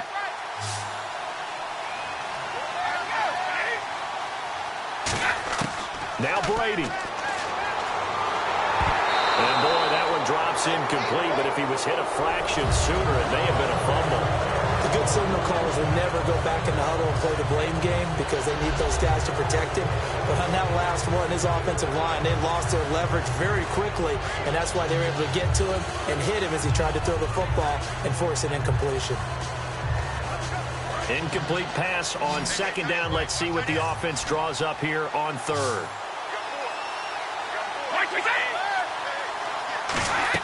Back to throw, Brady. He's got time. Now he's going to go up top, over the middle. Oh, wide open, complete. Now whistles come in. We're going to get a timeout here by the offense. That'll leave them with just one remaining in this 4th quarter of play.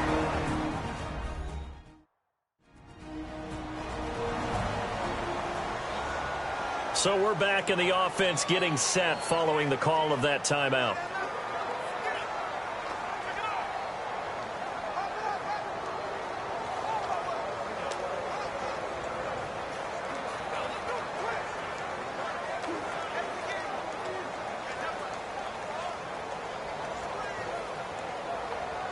So after that big play, let's see if they can catch their defense maybe on their heels.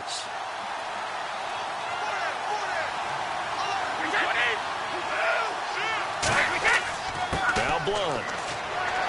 And able to push his way forward here for a good little gain. 5 yards is the tally on first down. That brings up 2nd and 5.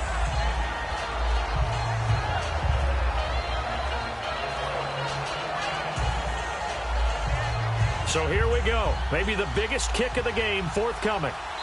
And now a timeout defensively by the Falcons. It's just their first. They've got 2 more to use here in the final stages. The defense, they got a little bit of a breather. Now they're back and set as we resume play.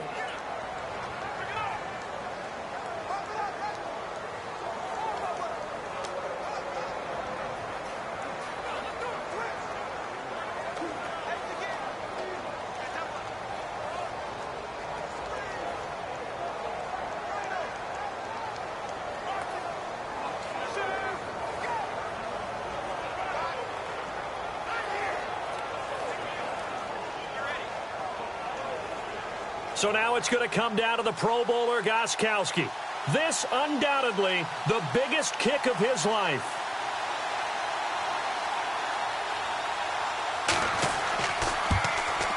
And this one is right through. And it's celebration time on that sideline as they have taken the lead in the final seconds. That might just have been the most pressure-filled kick in Super Bowl history, but he stepped up, knocked it through just like it was a Tuesday practice in July. And if it's not the most pressure-filled, it's certainly right among them. A title on the line, and he comes through. Nails.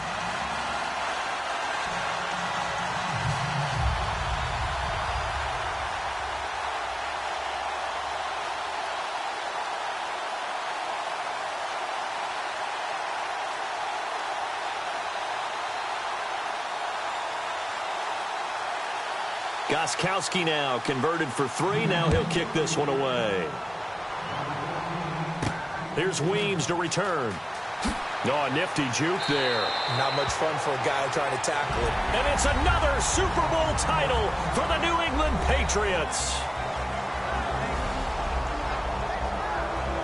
And their remarkable season ends in the most remarkable of ways. They get to put next to their name, Super Bowl champion. And they can't ever take that away, can they? Nope. That lasts forever. So good to see the emotion when it's all said and done. You see the hugs, you see the guys sharing, the collective happiness. Makes me want to carry you around a little bit on my shoulders to celebrate the triumph.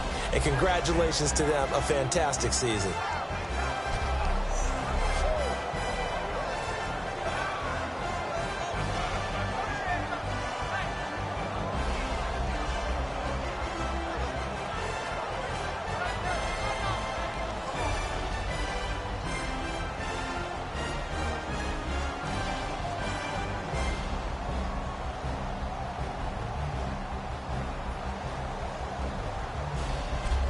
And they end this year just how everybody wants to end the year, holding the Lombardi Trophy. What a season for them. What a ride it's been for us as well here in the booth. For Charles Davis and our entire crew, I'm Brandon Gaudin. Thanks for watching, everybody. We will see you next season right here on EA Sports.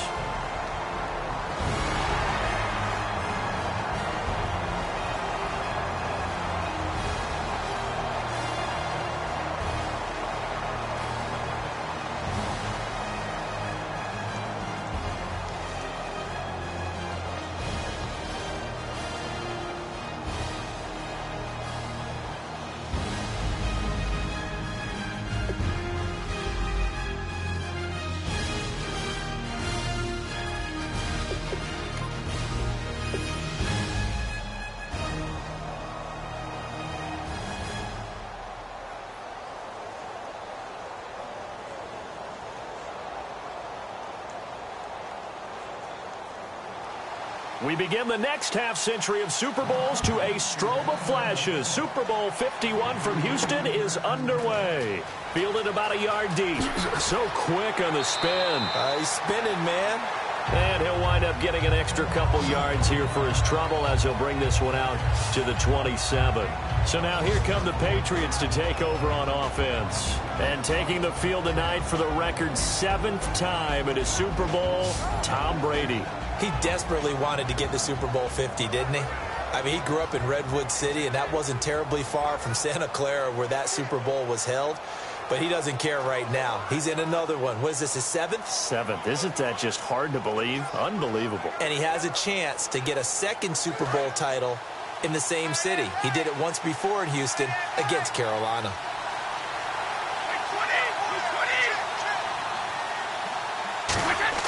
They go play action here on first down. He's just going to dump this one off to his fullback out of the backfield. The completion good for 3, and it's 2nd down. So it goes as a fumble, but the key thing, not a fumble loss. Yeah, that stat's big, isn't it? I mean, I remember watching teams play. The ball might be on the ground a number of times during the game, but the other team doesn't get it. That's a huge difference in the ball game. And in this case, they were able to retain possession.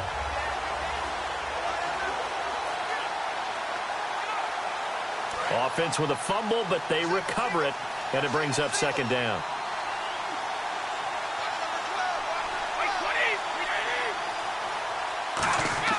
On play action, it's Brady. And he takes a shot on the release as this will be incomplete. Rob Gronkowski, he's the cowbell of this offense. So good that you just can't call him a tight end. You call him a special receiver. Can often line up on the backside of a formation and be the primary target. And no one has more fun in this league than Gronk. A tough spot here on their opening drive. This is 3rd and 7.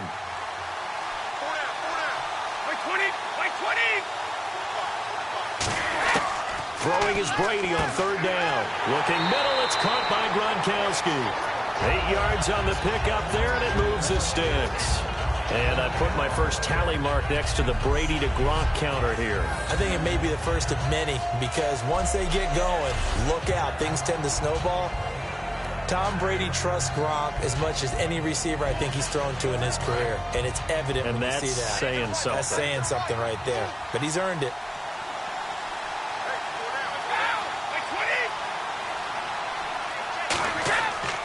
Now a first carry for LeGarrette Blount. And he'll be taken down, but not before he gets into enemy territory. They give him 13 yards there on the play and a fresh set of downs. Partner, we always talk about how important 3rd down is, but I think 1st down is equally important because everything comes off of that play. If the defense wins the down, they are able to attack. If the offense wins the down, they might go faster, do other things, and change things up. That big play right there allows this offense to really get in gear.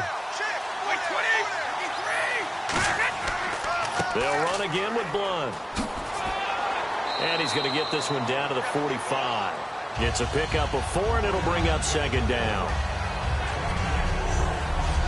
And here now the defensive starters for Atlanta. Jonathan Babineaux's a defensive tackle, knows how to get upfield and spill plays in the backfield.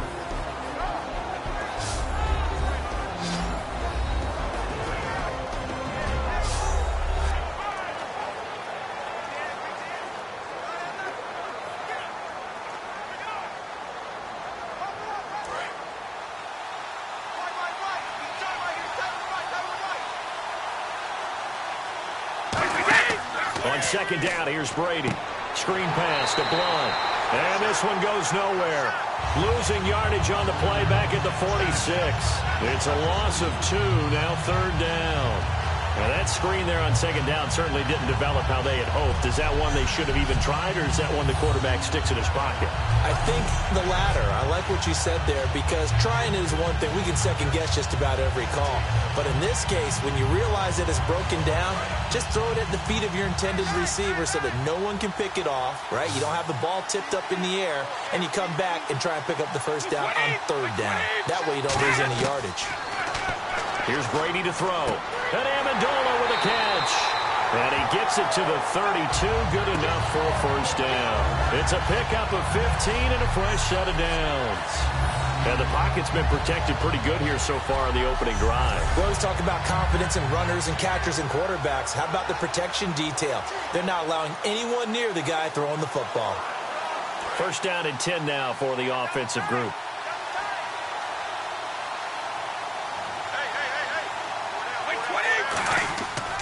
Brady gives now to Blount. And he will lose yardage back to the 34-yard line. It's a loss of 2 there, bringing up second down.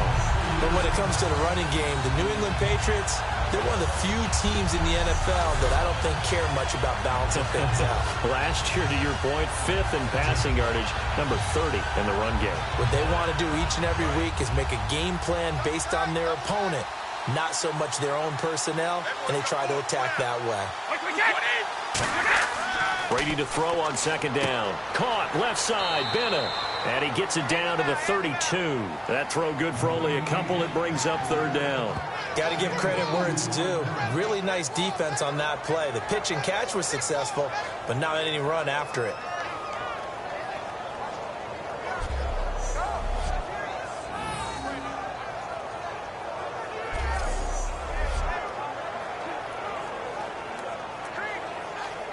Now this now play number 9 on the opening drive, but it's third and long.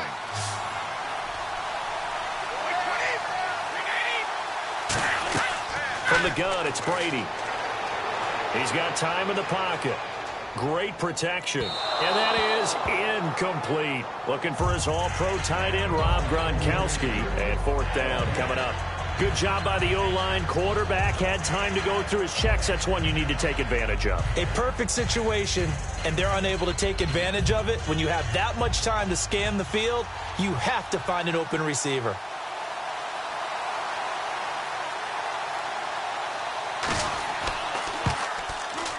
And the 10-year vet knocks it through the goalpost. And the Patriots jump out to a 3-0 lead. And that field goal caps an 11-play drive. It's a lot of offense to run to only get 3 points, but they'll take them. Anytime you can put anything on the board, you run to your sideline somewhat happy.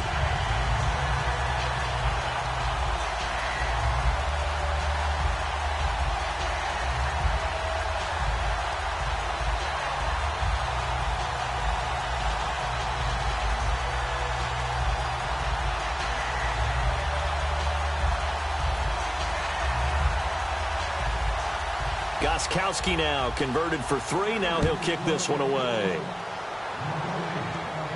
This will be taken in at the 1. And not a bad return here. He gets it out to the 25-yard line.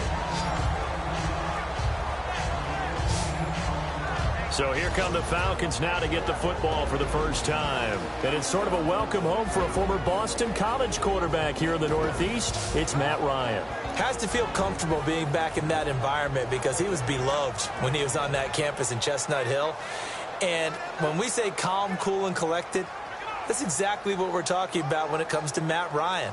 Not much will ruffle him. He knows how to maintain his game and up it when the big moments need to occur.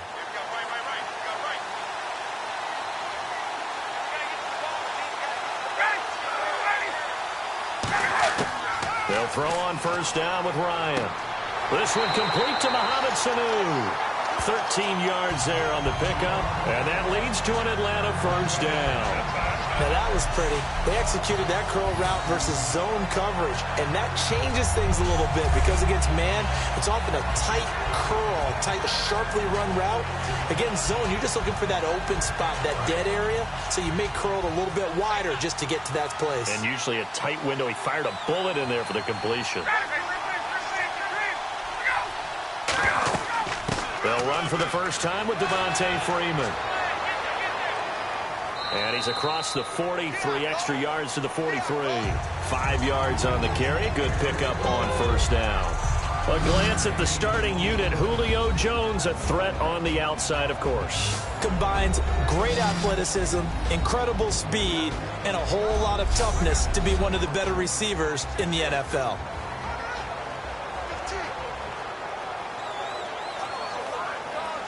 And after the play on the ground, that brings up second down here.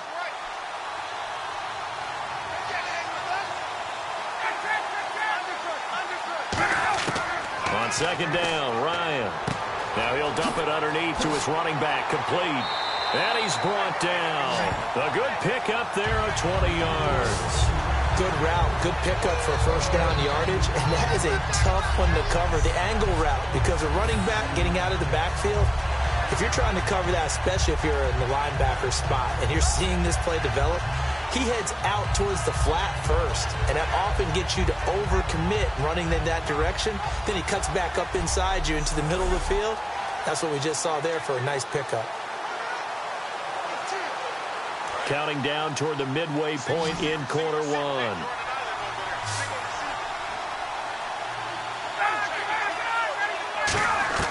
Now Ryan on first down. Surveying the field. It's caught left side. Tammy. That throw good for 4. It's second down. A quick look here at the Patriot defense. Malcolm Butler's rise to fame culminated with a fantastic play in the Super Bowl, but what a tremendous success story. Totally off the radar, has turned himself into an NFL starter.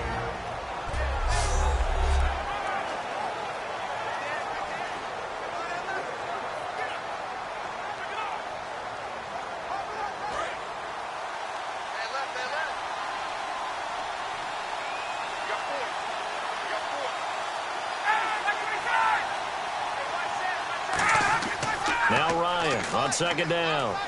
Finding time. He's going to launch this thing way downfield. And he can't hang on. That's definitely going to be one he wishes he had back. Incomplete in the end zone. You can feel the anguish all the way up here. It certainly looked like he had that one in the end zone, open, unable to hold on to it. So third down, they need to get to the 28 for a first.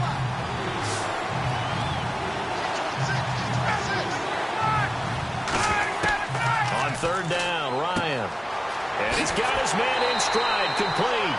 And he will have a first down at about the 21-yard line.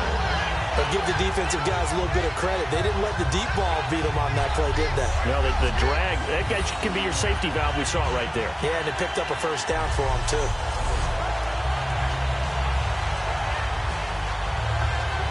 So here we go, first and 10 now.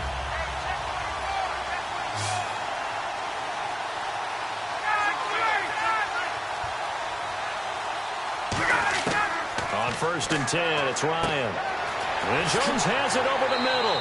And they've got it inside the 10 at the 8. A solid pickup at 13 sets them up first and goal. I know that's their first connection in this game, but you and I both know that Julio Jones is without a doubt his quarterback's favorite target. Oh, yeah, Matt Ryan loves this guy. And who wouldn't? Yeah, and the reason that he's that is because of his dependability. And quarterbacks have to have that from their receivers, meaning they know where they're going to be when they're running certain routes. They don't break them on them. They don't change them up and do their own freelance stuff and put their quarterbacks in bad situations. Matt Ryan has ultimate trust in him. And he'll take it into the end zone. Touchdown, Atlanta. Julio Jones from 8 yards out. And the Falcons have taken the early lead. As a former DB, you might not like to see that, but from a wide receiver's perspective, those are the plays they dream of. Correct on both counts, all right? Because once he took off, I mean, let's face it, that should have been done in Big Sky Country. Aren't any speed limits out there? And off he went. Glad I wasn't the one trying to chase him. He's got it, and they'll see that opening drive field goal and raise it a touchdown, and that makes it 7-3. So that one, an 8-play drive. It spans 75 yards. And the end result, an Atlanta touchdown.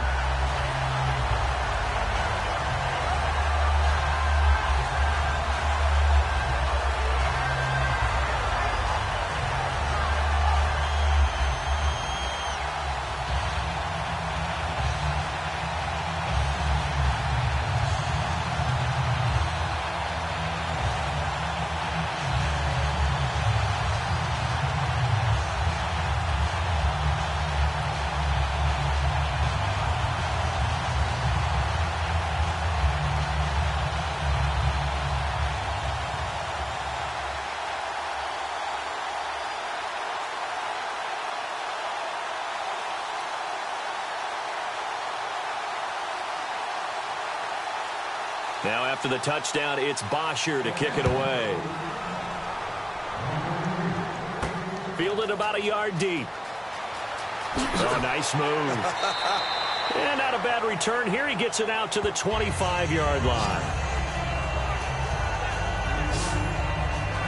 Out comes the New England offense to see what they can do this time. And last time, able to get 3. It's not what they wanted. They wanted 6, but they got at least something. They mustered something out of the drive. They'll take it. I like the way you've described it. Not ideal, but they'll take it. Anything to put some points on the board. But this time on offense, they don't even want to see the field goal kicker trot on the field. They want that ball in the end zone. Yeah, they'll be going for 6.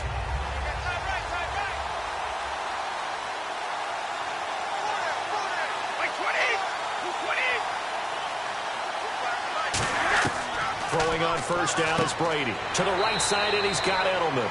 A gain of 6 there on first. That was not a completion that results in a highlight video. But at the same time, if you have those kind of completions all game long, eventually one of them might turn into a highlight. 4 yards remaining now on second down.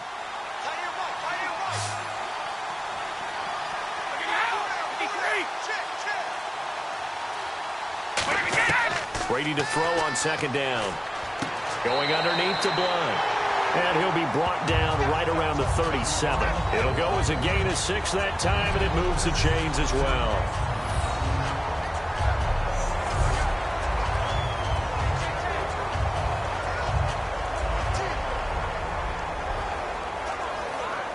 Fresh set of downs here.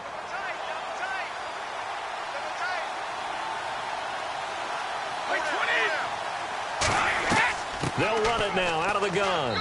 And he'll get this up to about the 38-yard line. Just a yard on the first down carry, so it's 2nd and 9. Now that's the type of play that'll fire up a defense. Hold them to 1 yard on a first down run. It'll be interesting to see if the offense decides to press the run at all, or if they'll abandon it now after gaining only 1 on that play. See if they stay on the ground for second down.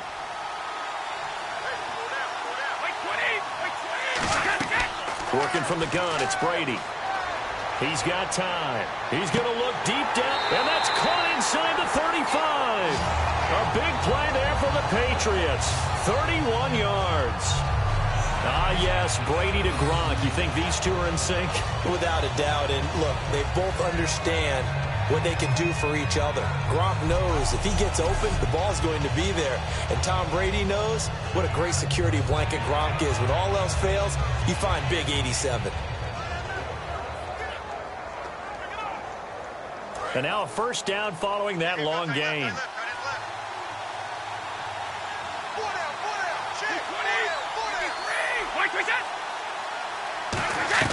They'll run it now out of the gun.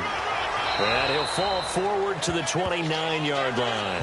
2 yards on the carry there, and it'll be second down.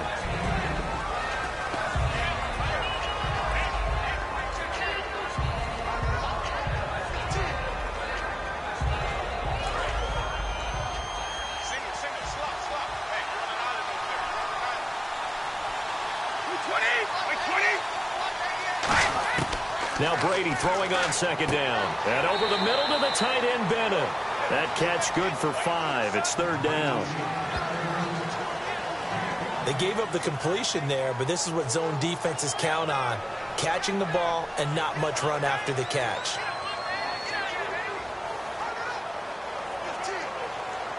And 3 full yards here for the offense to get on third down. Blunt, the lone running back. And they'll give it to him here. And he will have the first before he's brought down right on the chalk of the 20. It's a gain of 4 there, and it gives him a new set of downs. On third down, that's a good job of situational football and understanding where the first down marker was and getting there.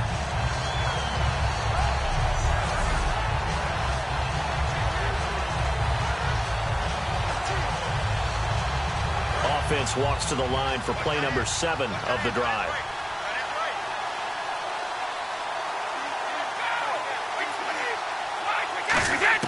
Into the red zone, it's Brady. And right side, caught, Hogan. And they've got it inside the 10 at the 8. It's a good gain of 11, sets them up first and goal. Charles, on the slant, you always need good ball placement. They got it there. Brandon, the quarterback, put it in the exact perfect spot, right to the upfield shoulder of the receiver, and he used his body to keep the defender away.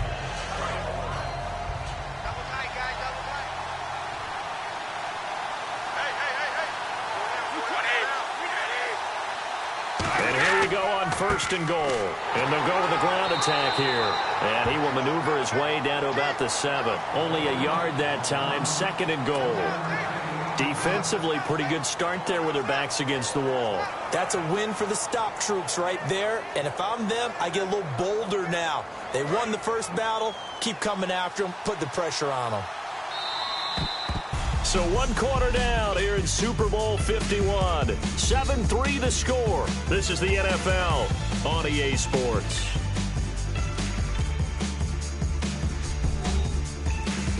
The NFL on EA Sports is brought to you by Head & Shoulders. Shoulders were made for greatness, not dandruff. Alongside Charles Davis, Brandon Gaudin, it's the Patriots in possession to begin quarter number 2. And they'll come up looking to keep this drive moving.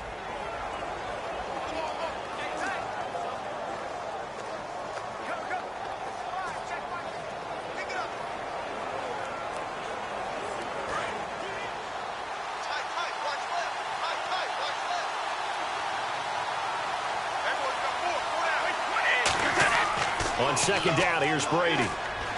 Backing up. This will be caught at about the 5. And he'll be brought down this time at the 5-yard line. And the big guy catches the ball out of the backfield, and oftentimes it's quite a surprise to the guys playing defense because not ordinarily thought as a pass catcher, it often works when they decide to dial it up.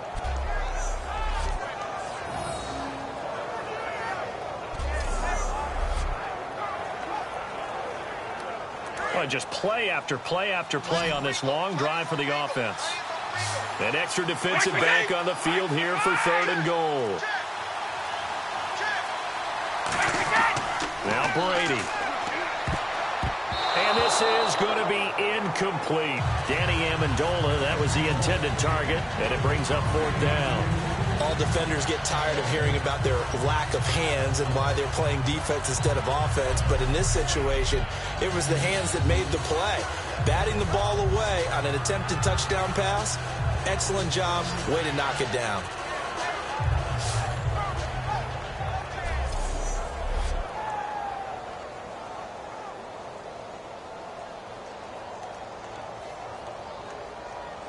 So on 4th down, Brady will yield to Gostkowski for the field goal try.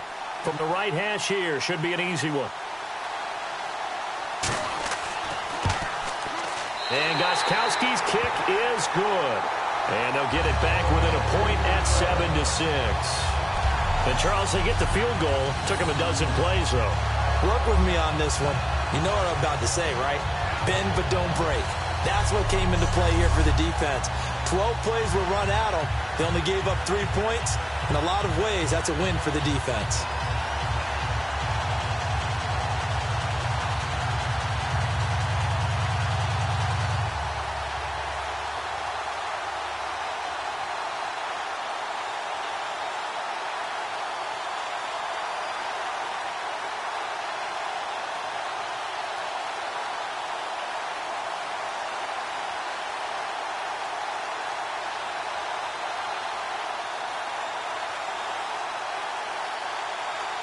Gostkowski now converted for 3. Now he'll kick this one away.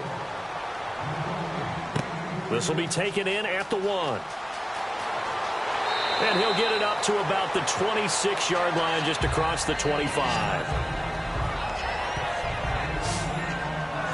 Atlanta now coming out on the field. And they'll just simply be looking to build off the confidence of the last time out where they scored a touchdown. And confidence is powerful, isn't it? When you've scored once, you feel like you can go back out there and get it done again. Doesn't matter what the defense throws at them.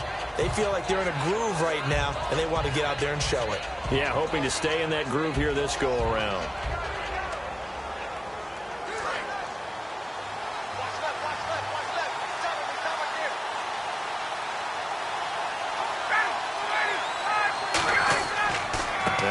going to give it to Freeman.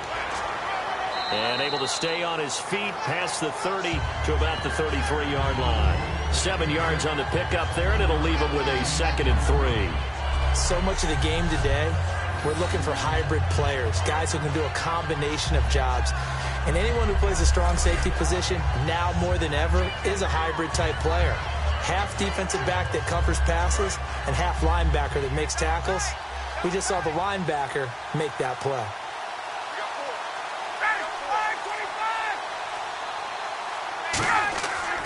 On 2nd down, Freeman. And he'll be brought down right around the 37. So just 4 yards on the pickup, but that's good enough to extend the drive.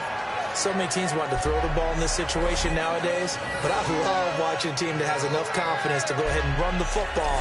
In that situation, it's almost a tendency breaker. So they pick up the first down after the run, and now they approach for the fresh set.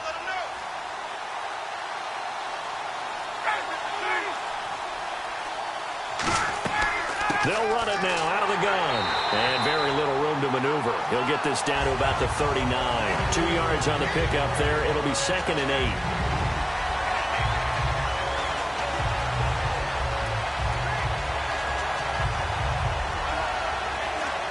Second down following the run.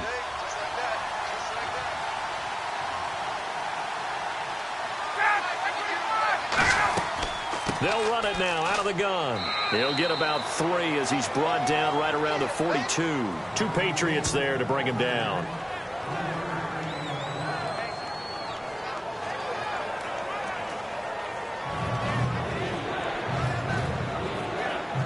And this defense looks for one more stop here on 3rd after the run.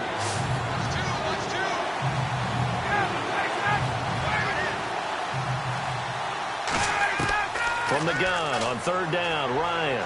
He's got time in the pocket. And incomplete. He had nowhere to throw, so he just tossed it away. But that brings up 4th.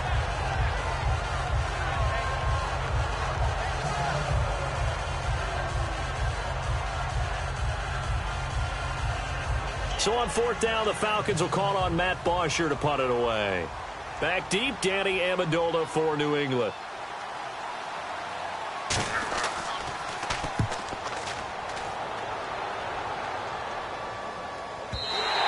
And not what he was hoping for there, as this will hit in the end zone for a touchback. Now the Patriots offense, they work their way back out onto the field.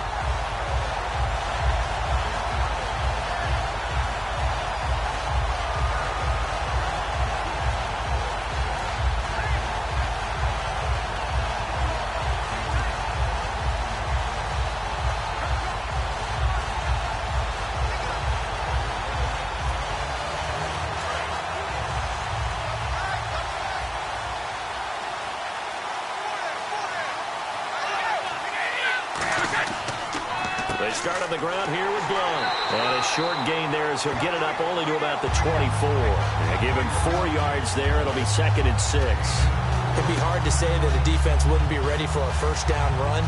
When you can gain that kind of yardage against a defense that's really kind of geared to stop that play, your confidence has to rise, and now you've actually opened up your playbook. If you want to throw the ball now for play action, you're good to go. From the gun, it's Brady. To the right side, and he's got Edelman. And they'll take him down at the 31-yard line. It's a 7-yard gain there, and it's good enough to move the chains. And finding Edelman underneath, that's a recipe for success. Typical route for a good slot receiver, and Edelman's one of the best in the game. Knows how to go inside what one of my college coaches used to call the briar patch. Got to go in there where it's tough and make those tough catches. And not only can he do it, he can often run away from people after the catch. On first down, Brady, slant route, caught by Edelman. And they get him down, but not before he takes it across the 40-yard line. Give him 11 on the gain there, and it gives the Pats a first down. Some think the teams really won't throw a slant route unless you have a receiver that has a lot of stature to him.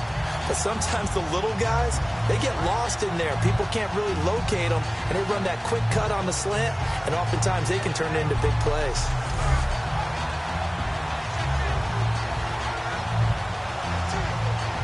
Well, the offense lining up 1st and 10.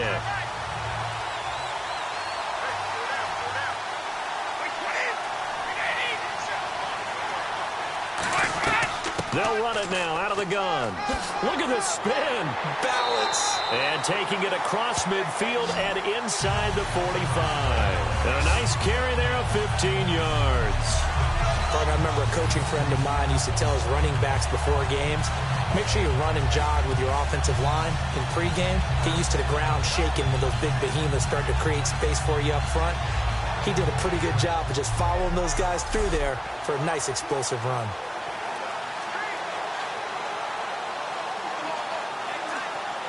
So the offense has it 1st and 10. It's a 5-receiver set. 3 to the left, 2 to the right. Throwing on 1st down is Brady. Surveying the field. And he'll toss this one incomplete. Seeing no options, he throws it away. I hope I don't sound too rah-rah on that one, but that's the exact right throw. Either your receiver gets it or no one gets it. Give him a lot of credit for being really precise with it. Got rid of it. No one got it. Gronkowski, slot left. Brady again here on 2nd and 10. They almost had it. The big D lineman nearly had an interception. Instead, it falls down incomplete.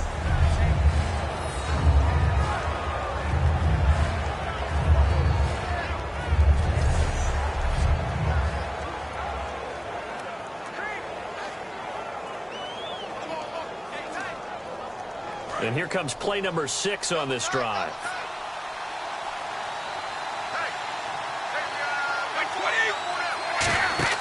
On play action, now Brady.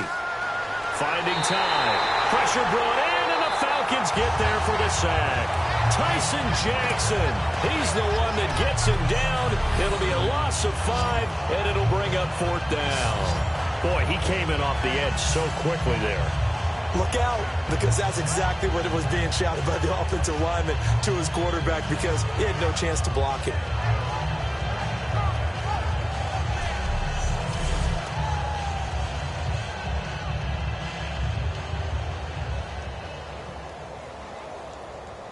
So on 4th down, the left-footed Ryan Allen to kick it away for the Pats. Back deep for the Falcons is Eric Weems.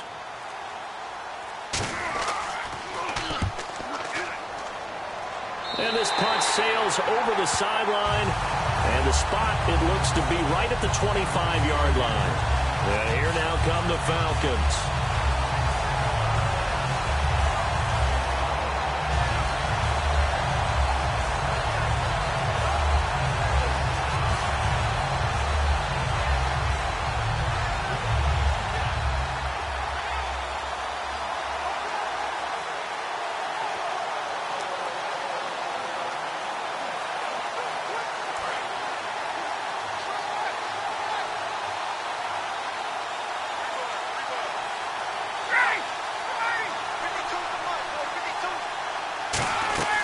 The drive will start with a carry by Devontae Freeman. And he'll go down right at the 30-yard line. Give him 5 on the carry there, and it'll be 2nd down. For that kind of run on 1st down, that's a winning type of a run. That just sets things up for them moving forward as they begin the drive.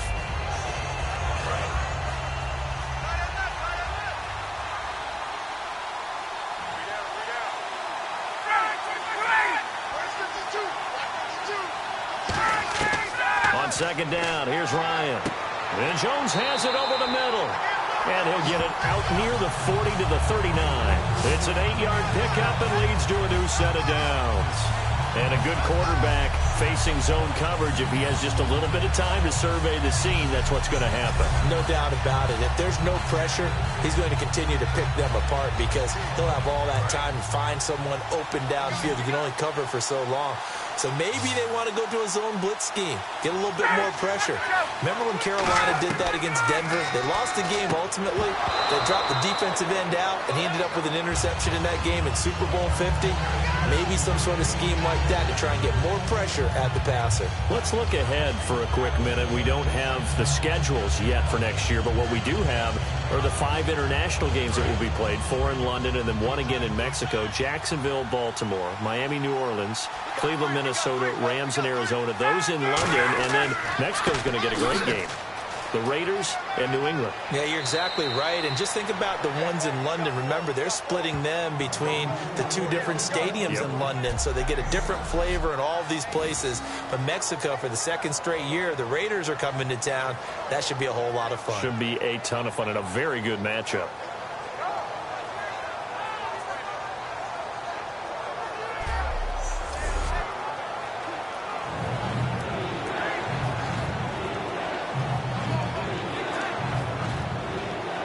Three yards left to grab here on 3rd down.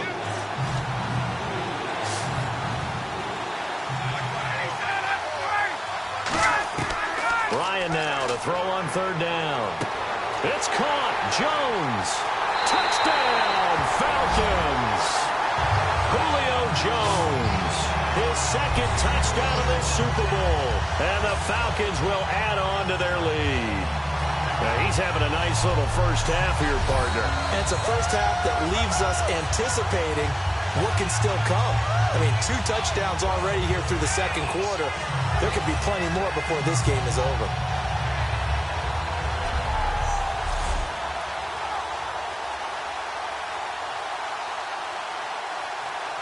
Here's Bryant for the extra point.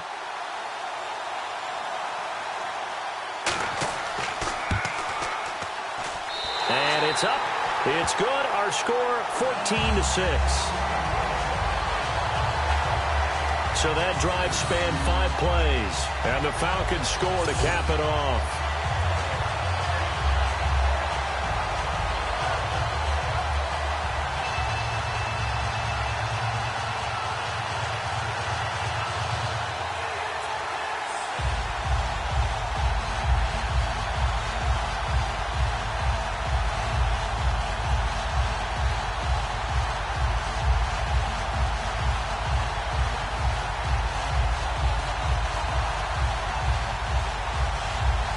Now after the touchdown, it's Bosher to kick it away. And here's Lewis. And a good effort on the return there. Gets him across the 30 to the 33-yard line. And now out come the Patriots.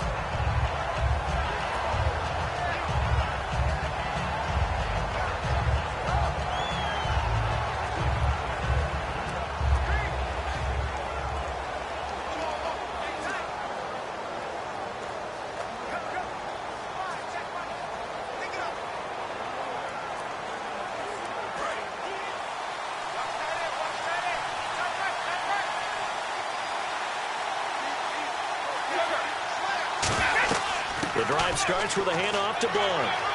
And able to use his blockers to get this up over the 40. Just what you want on a first down run. Call it 8 yards. And it's 2nd and 2. Now that's the way you want to start a drive. Talk about a tone setter as well as a playbook opener. Now if you want to take a big shot over the top, you're all positioned to do so.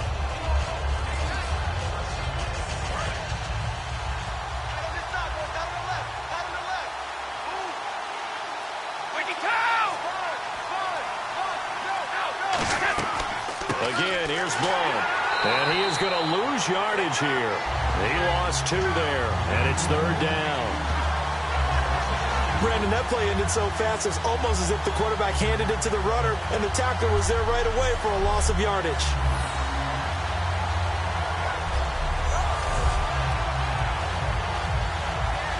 Third down and 3.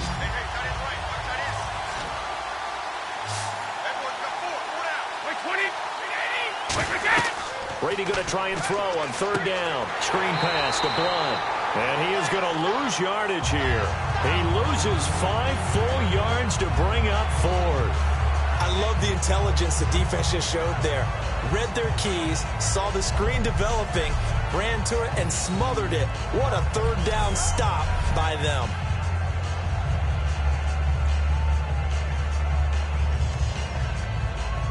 Here's Ryan Allen now, as he'll punt it away for the second time.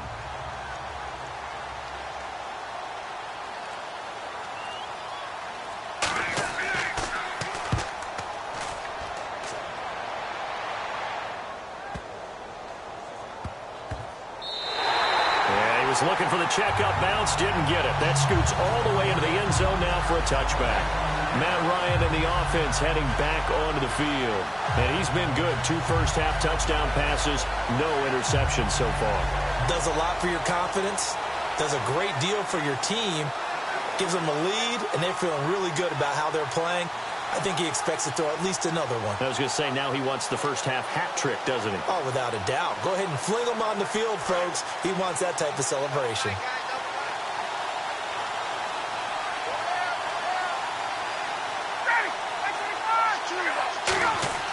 On 1st and 10, it's Ryan. It's caught over the middle. Hooper. The completion good for 3, and it's second down. He's a rookie, and you don't want to get hung up on the word potential. But when you see him make catches like that, you keep thinking to yourself, he's good now. He's got a chance to be great with plenty of work.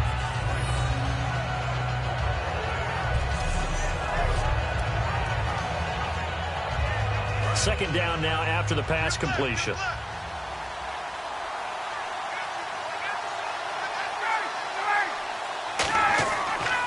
Ryan leaves with Freeman on the draw. And he'll take this one up close to the 25-yard line. Just a couple on the pickup there, and now it's third down.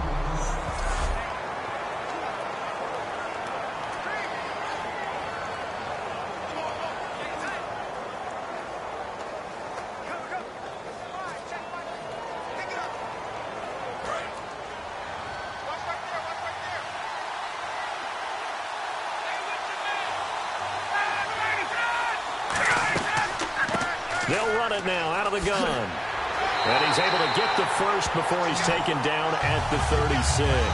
Give him 10 yards on that one, and that'll earn him a fresh set of downs.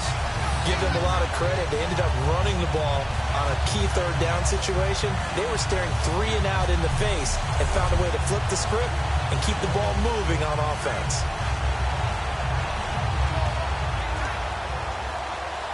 So it'll be first down here after the run.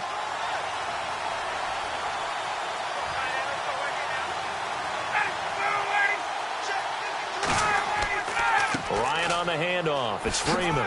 Oh, he shifts past him and able to get this one across the 45 before he's brought down. It'll go as a gain of 12, and it'll be first down Atlanta. 2 minutes to go here in the first half. We're back to Super Bowl 51 after this.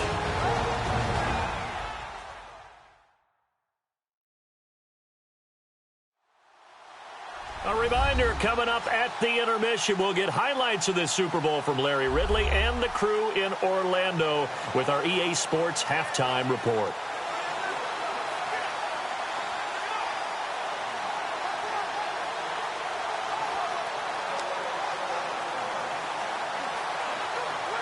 Offense comes to the line now, 1st and 10.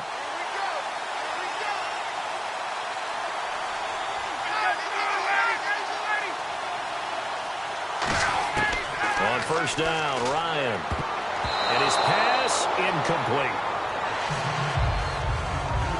Little lull in the action here to go over an offseason storyline that's kind of interesting. L.A. a couple years ago, they have no teams, and now they're going to have 2 with the move from San Diego to L.A. What does that mean for the league and for the Chargers? It seems like an easier transition, doesn't it, than St. Louis when they moved back to Los Angeles. Less culture shock. Less culture shock, less, obviously geography, the whole deal.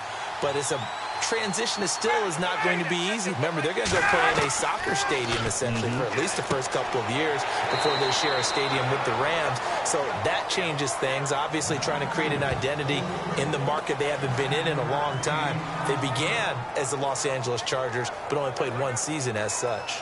Simple slant route, and partner, really nice hard throw by the quarterback. Nice timing between the quarterback and the receiver. They were perfectly in sync, and he put it right on him on the inside route. They come out 5 wide, 3 of them to the right side.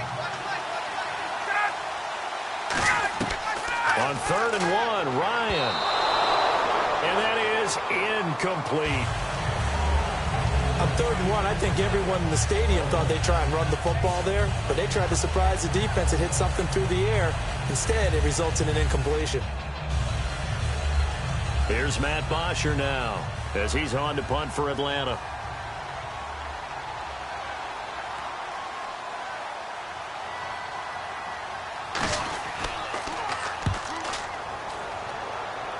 And now where will the side judge stop his walk? That's the question. He says it crossed out of bounds at about the 17-yard line. The Patriots offense now, they work their way back onto the field.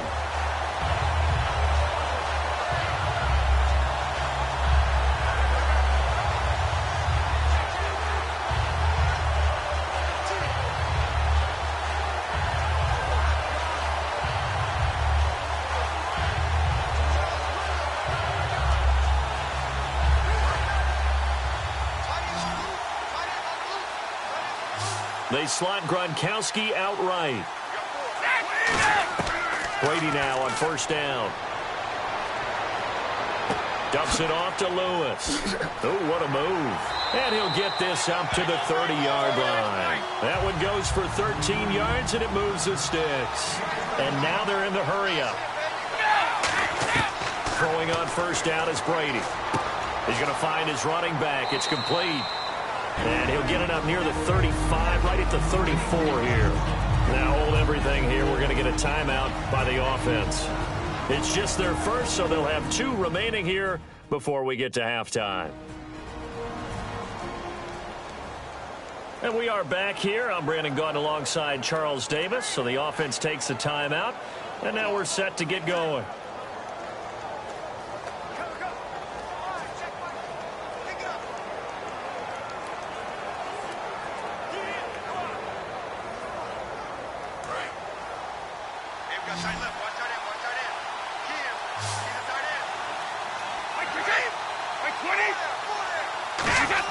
Brady to throw on 2nd down. Going underneath to Blunt. And he'll get it out near the 40 to the 39. Now whistles come in. We're going to get a timeout here by the offense. So that means they're down to 1 remaining here as we head toward halftime.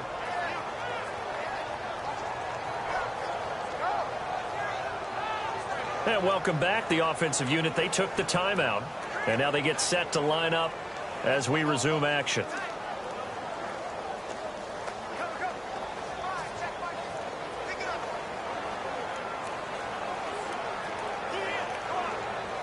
They get the completed pass, but still have more to go here on 3rd down.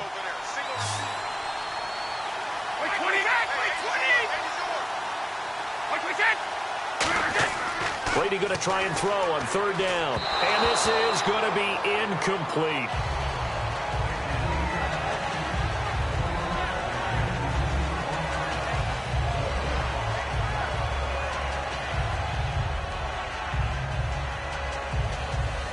Here's Ryan Allen now as he's on to punt for New England.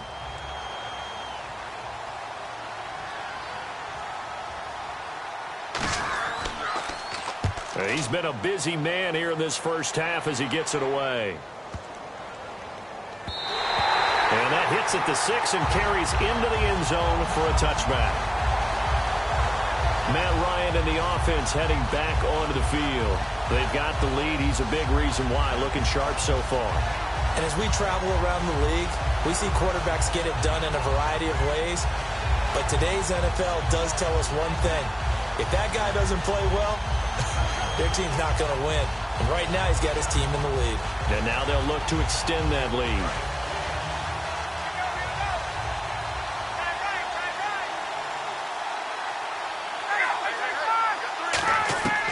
Throwing now, Ryan on 1st down. And this is Gabriel on the catch. Now hold everything here. We're going to get a timeout by the offense. It's just their first, so they'll have 2 remaining here before we get to halftime.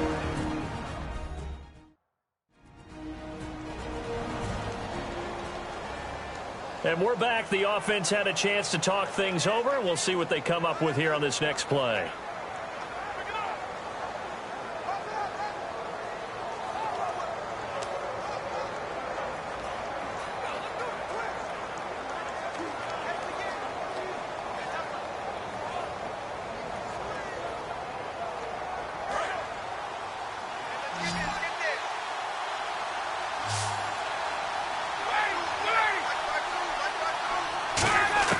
Now Ryan on first down. He's going to hit his man out of the backfield, complete. Now whistles come in. We're going to get a timeout here by the offense. So that means they're down to 1 remaining here as we head toward halftime.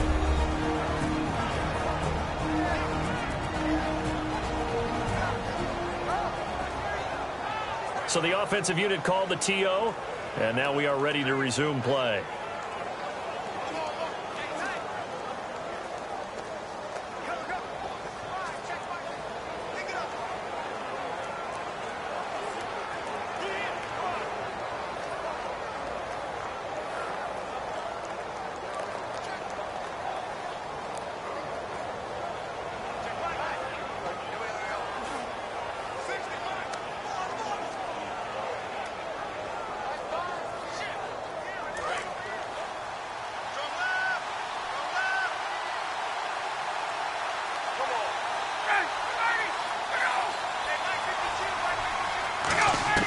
On first down, Ryan. And his throw is going to be incomplete.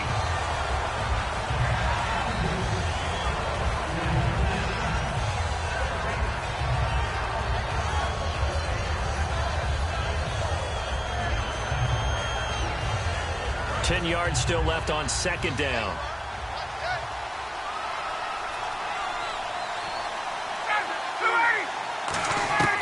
Second and 10. It's Ryan again. And he's just going to get rid of this thing. To no one here. He throws it away. And now it's third. Whether they deserve credit or not, the defense is going to take credit for that incompletion because it always feels good when you slow down an offense.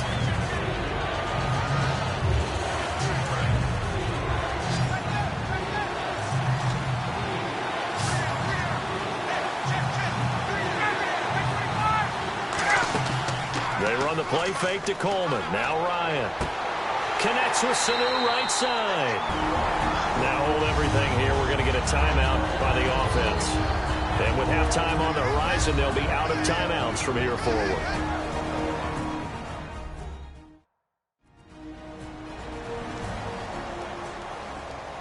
So the offense took the timeout. Looks like they're ready to go as we get set to resume the action.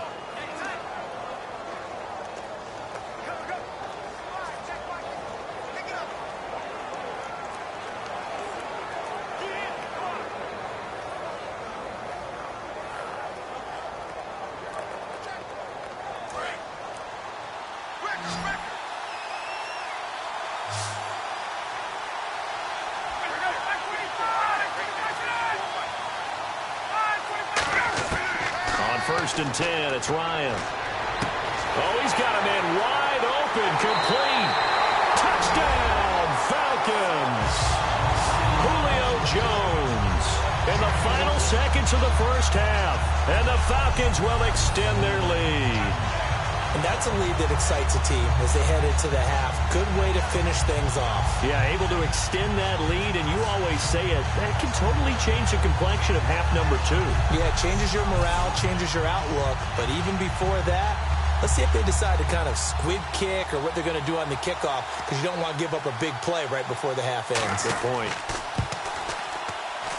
It's up and good, and that'll make the score 21-6.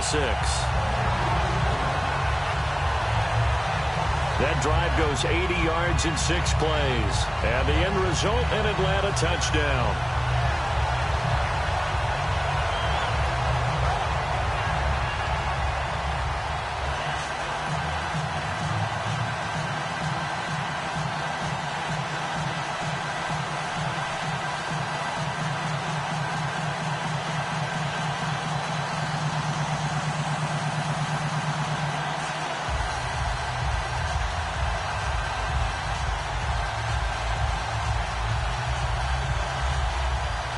after the touchdown, it's Bosher to kick it away.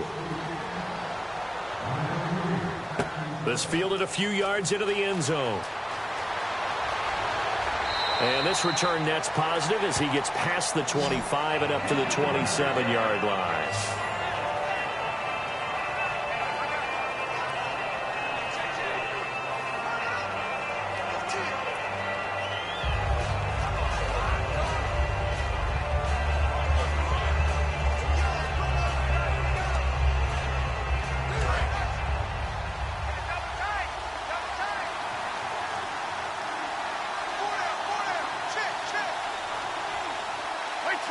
And with time running short here, they'll simply take a knee, and that should do it for half number one. So as the set designers rush out here to get us ready for the spectacle to come at intermission, these two teams will head to the locker room in Super Bowl 51 from Houston. As we send you over to our headquarters in Orlando, where we check in with Larry Ridley for our EA Sports Halftime Report. Here we go. Let's do this. Here's your first half highlights.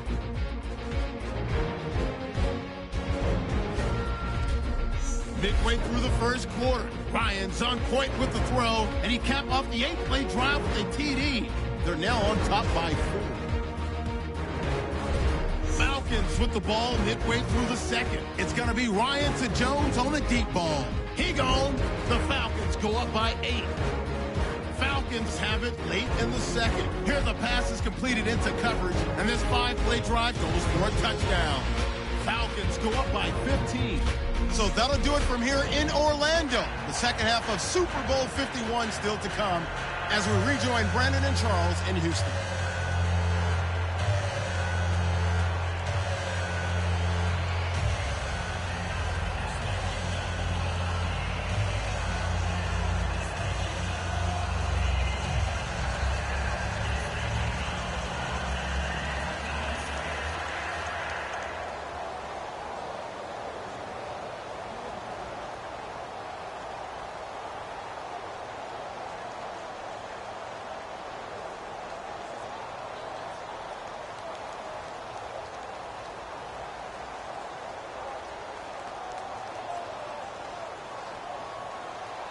So both teams have their marching orders, and we'll get going again here in quarter number 3.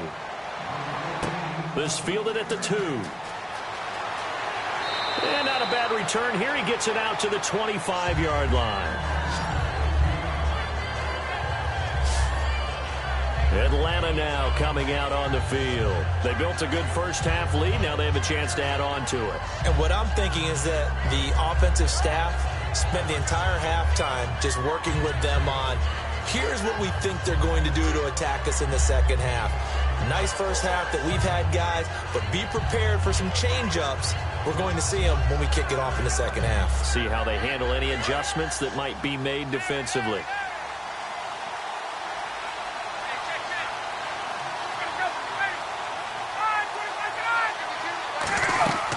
Third quarter starts with a run by Freeman. Call it no gain on the play, and it'll be second down. So nothing there. I don't know that that's all in the back, though. You got to look at blocking there, don't you? I would agree with that totally. At some point, they have to win at the point of attack. Instead, it was the defense getting it done again and holding them to no gain. Offense looking to avoid a 3rd and long. It's 2nd and 10.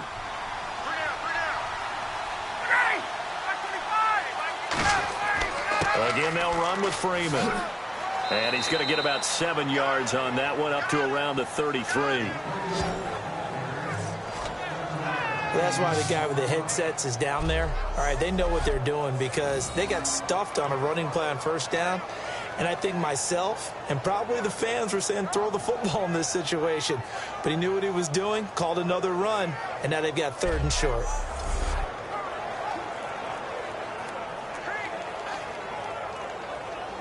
And they're just a couple of yards shy of a first down here on 3rd down.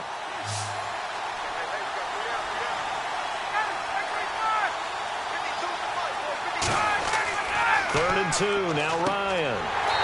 And he's got Sanu. Give him 6 yards, and they do convert on 3rd. And that's understanding where the markers are because it's not just running to them. Because on the catch, you could actually be pushed back before the first down. It's getting past it and allowing that opportunity to drift back towards the first down line and still having picked it up. Really well run.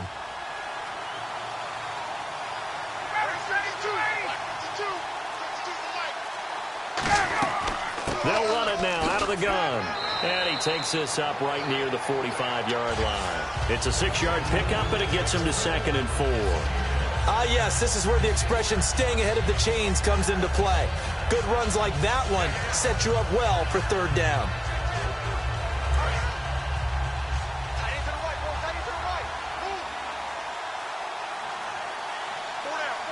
They come up in an offset eye. Now it's Ryan. The left side completion to Jones. 15 yards through the air and a 1st down. And when these two are clicking, Ryan and Jones, and we've seen multiple hookups here in this one, usually their offense is clicking, and that's why they're winning. Yeah, they tend to follow what those two do. They set the tone for either a good day or maybe a tougher day. And right now, we're seeing an excellent game because those two are finding each other. Doesn't matter where on the field, they're making plays. Now a handoff. It's Freeman. A second juke. And able to break one tackle, but then quickly brought down. But a nice little gain. Not an ideal spot to be on 1st down, but I love that the play caller did not immediately abandon the running game and say, okay, we got to throw in order to pick it up. Stayed with the run, was rewarded with a big-time pickup. Now they're in 2nd and manageable.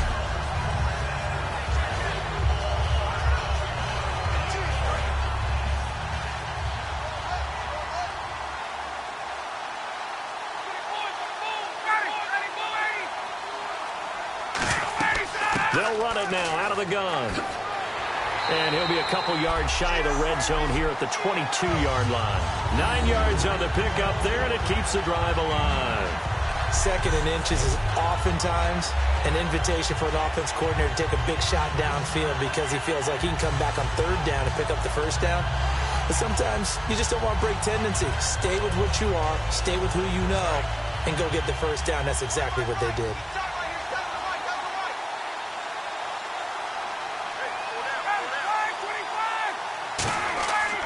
Coleman now.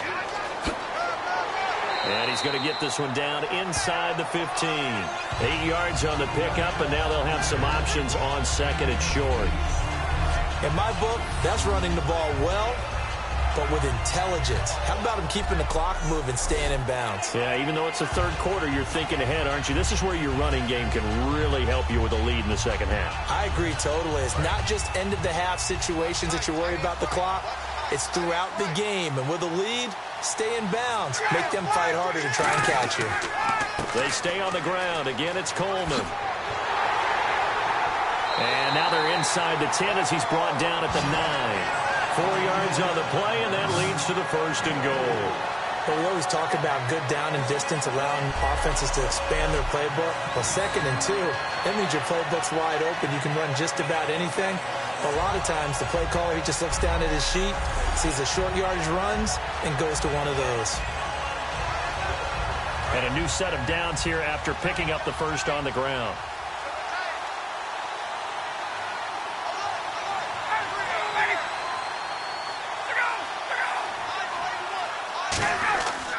They'll run here with Freeman. And nothing doing. He's immediately taken down at the line of scrimmage. They'll say no gain on the play, and it'll be 2nd and goal. Looked like he was trying to bounce it outside, but no success. Yeah, sometimes you got to just figure out where you're going to go, and sometimes you just have to take it to another spot. And trying to get it outside, the defensive pursuit was there and just ran him down.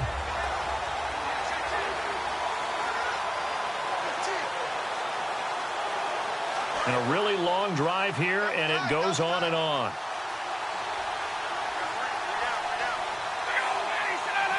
And they still need 10 yards here to find pay dirt. It's 2nd and goal. And he'll take it into the end zone. Touchdown, Atlanta. Devontae Freeman. A 9-yard touchdown run. And the Falcons will add on to their lead. And while no one on the offensive line will get the 6 points next to their name, they should be credited with this one. Tremendous blocking to get the runner into the end zone.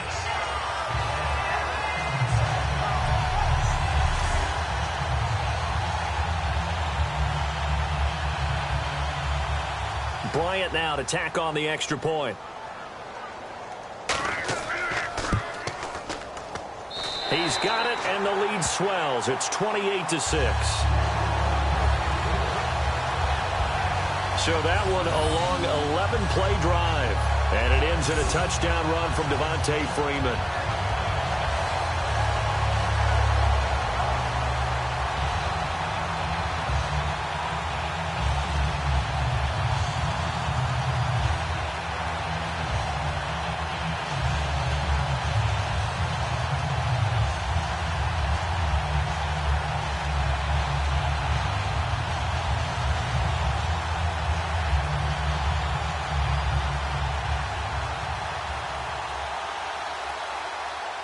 Now after the touchdown, it's Bosher to kick it away. Fielded about a yard deep. And nice work on the return as they'll start their drive just past the 30-yard line. Here comes the Patriots offensive unit. They'll have it first here to begin the third quarter. They're down in this game. A chance for the offense, though, to put something on the board, get some momentum here in half two. Try and get things kick-started for them. And you know at the half, they discussed how they were going to get that done. This is where scripting comes into play a lot of the time. How many plays do you script coming out of the second? Most of the time in the first half, you're scripting 12 to 16. I think in the second half, you really script use just something to get you off to a quick start. They'll begin here with Blunt. And some room to roam now. And they get him down, but not before he takes it across the 40-yard line. It's a 10-yard pickup, and it moves the chains. There's no doubt that his size is a factor, but I've seen a lot of big running backs in the league not have that kind of impact because they don't run like a big back should. Get behind their pads, as they like to say, lower center of gravity, and knock people backwards. Sometimes they run too upright and take too many hits. Not this guy. He knows how to get low, break tackles, and gain additional yardage. First down and 10 now for the offensive group.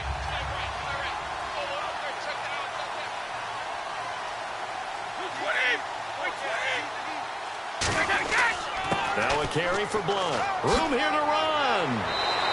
They give him 13 yards there on the play and a fresh set of downs. On any explosive run, you can almost feel the ground shaking, and that's from the offensive linemen creating space for their runners. I had an old coach tell me before, they always told his runners, run around the offensive line in pregame. Get used to the ground shaking so you don't trip and fall when it happens in a game.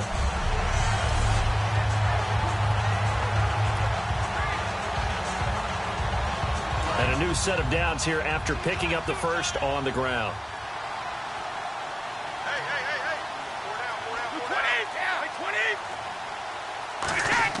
Throwing on first down is Brady. Looking for his running back, and he's got it. And he'll get it inside the 40 to the 39. It's a gain of 7, and that'll make it a second down. He's already proven to be a factor in the running game on this drive. Now he gets involved in the passing game. I think what we're seeing here is the modern version of workhorse in the NFL, being able to run it and catch it with equal proficiency.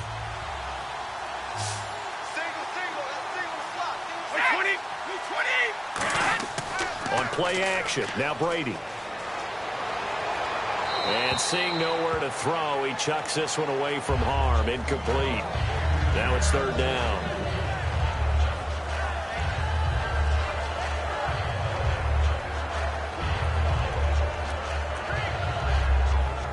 Let's see if they can convert here on 3rd and 3.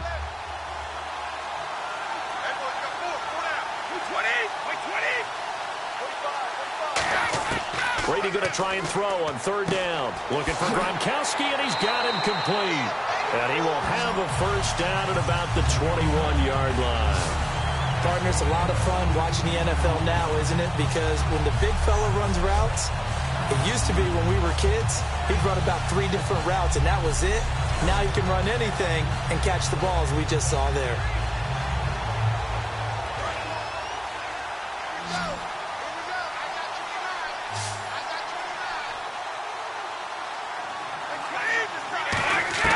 Brady now on first down. To the right side, and he's got Edelman. 5 yards on the catch there, brings up second down.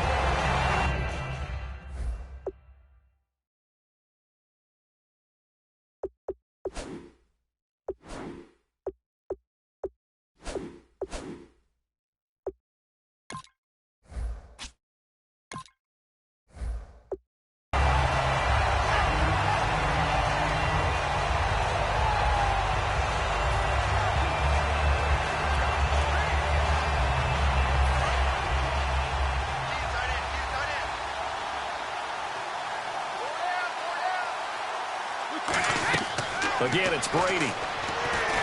Screen pass to Blunt. And he'll be brought down this time at the 5-yard line. It's a 10-yard gain there, and it sets him up now 1st and goal. When you run a screen pass really well, you got to like the look of it because so many parts come together to make it work well. The offensive linemen, where they're faking people out, the back slipping out there, catching the football, then all of them going together. And he's going to get into the end zone. So cue up the Gronk spike. It's a Patriot touchdown. Rob Gronkowski, a 5-yard touchdown. And the Patriots get a score closer. I wonder if he changed anything on his play sheet or they just executed better. Because they had 2 previous drives that ended in field goals. Before this one, they finally were able to put into the end zone. Well, into double coverage, and it's intercepted. A great buy by Beasley. He's at the 50, the 30. And he takes it all the way back. It's a pick 2, if you will, as that play backfires in a big way. Well, that was almost a 4-point swing. The interception, if he had returned it all the way, would have been 2 for them, but just a little bit shy. And when it's a play like that, you're exactly right with the math. But don't you feel like it would have counted for more if they found their way all the way back to the end zone and gotten the 2? That changes the whole momentum, doesn't it? Matt Ryan and the offense heading back onto the field. So, Charles, there are the numbers. What's happened here? Defensive adjustments that's caused him to sort of fall off a bit? I think so. That has to happen. You've got to make some changes because in the first half, they were pretty effective. But the second part is sometimes when you're doing really well, you get off your game a little bit. You get off the gas a little. You're like, okay, we've got this thing. And that's not necessarily the case. Maybe right now, someone just needs to tell a joke in the huddle, loosen things up, and get their big guy going again.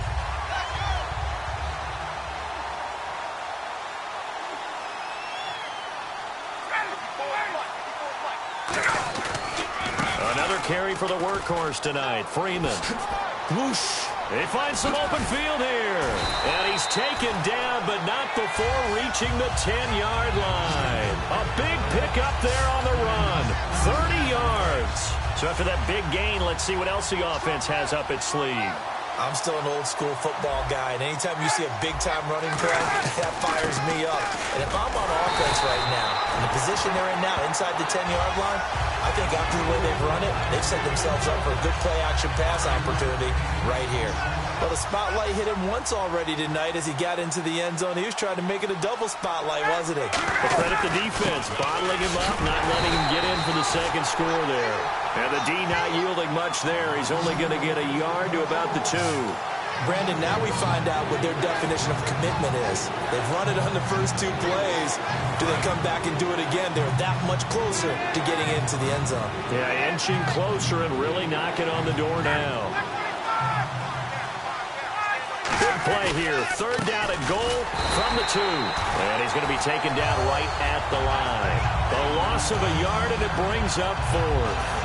The Falcons will call on Matt Bryant for the field goal try. This a chip shot, a 20-yarder.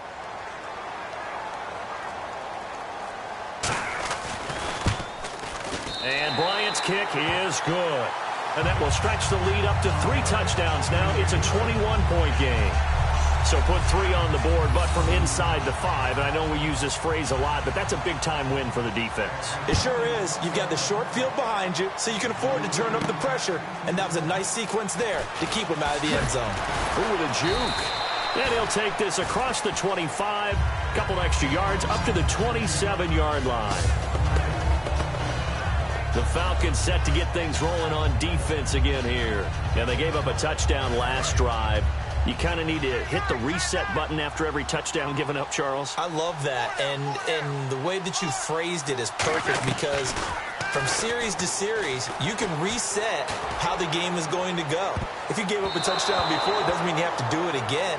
And if you made a great play before, you have to reset again anyway because they're going to attack. So I love the way you phrased it and put it out there. That's what they have to do in this series. It's not like when you're playing a video game. You can't hit the reset button here. Let's go. No, you shouldn't anyway. That's for sure. Brady again here on 2nd and 10. He's got time. Into a double team, and it's intercepted.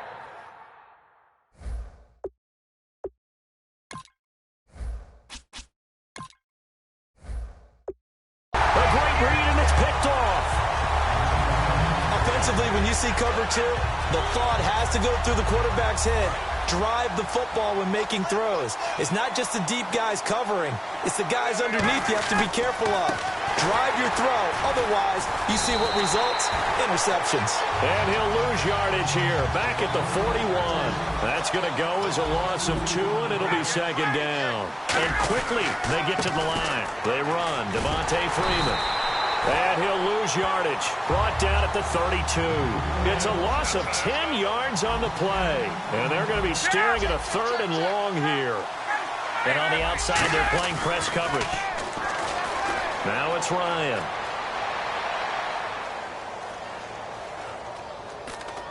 Oh, now backing up, and he's out of the end zone. The referee was right there to call it, and that is a safety.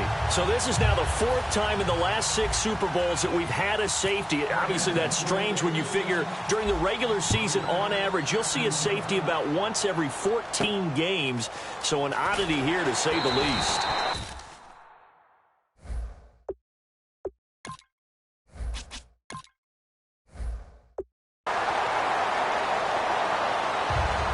We all know that teams never want to use the word panic, but if they expect to win this game, it has to start right here, right now. That return just set them up for points, and it needs to be a touchdown, not a field goal. The Patriot offense now set to come back out onto the field. And following the interception, we'll see what they can put together on this drive. I can hear my old college coach right now. He always used to tell us before every game, the team making the fewest mistakes will win. What they're hoping is that that last mistake is their only one of the game. Coaches, that's all they talk about, turnovers, right? Minimizing those and maximizing opportunities. Brady going to throw. Now they go screen. It's complete. Shreds the tackle. LeGarrette Blount, 20, 10, 5, and all the way in. Touchdown, New England. LeGarrette Blount, 51 yards. And the Patriots make some inroads here on that deficit. Well, he's used to running it that distance. Here he had to catch it, too, before making the run. Heck of a play for the score. There's not many things better for an offense than a back who's a complete guy who can run it and catch it. And we just saw him complete a big-time play for a touchdown. Gostkowski now, after the touchdown, he'll send this one away. It's a very short kick, taken right at the 20. And pretty good field position here. He's out of bounds right at the 35.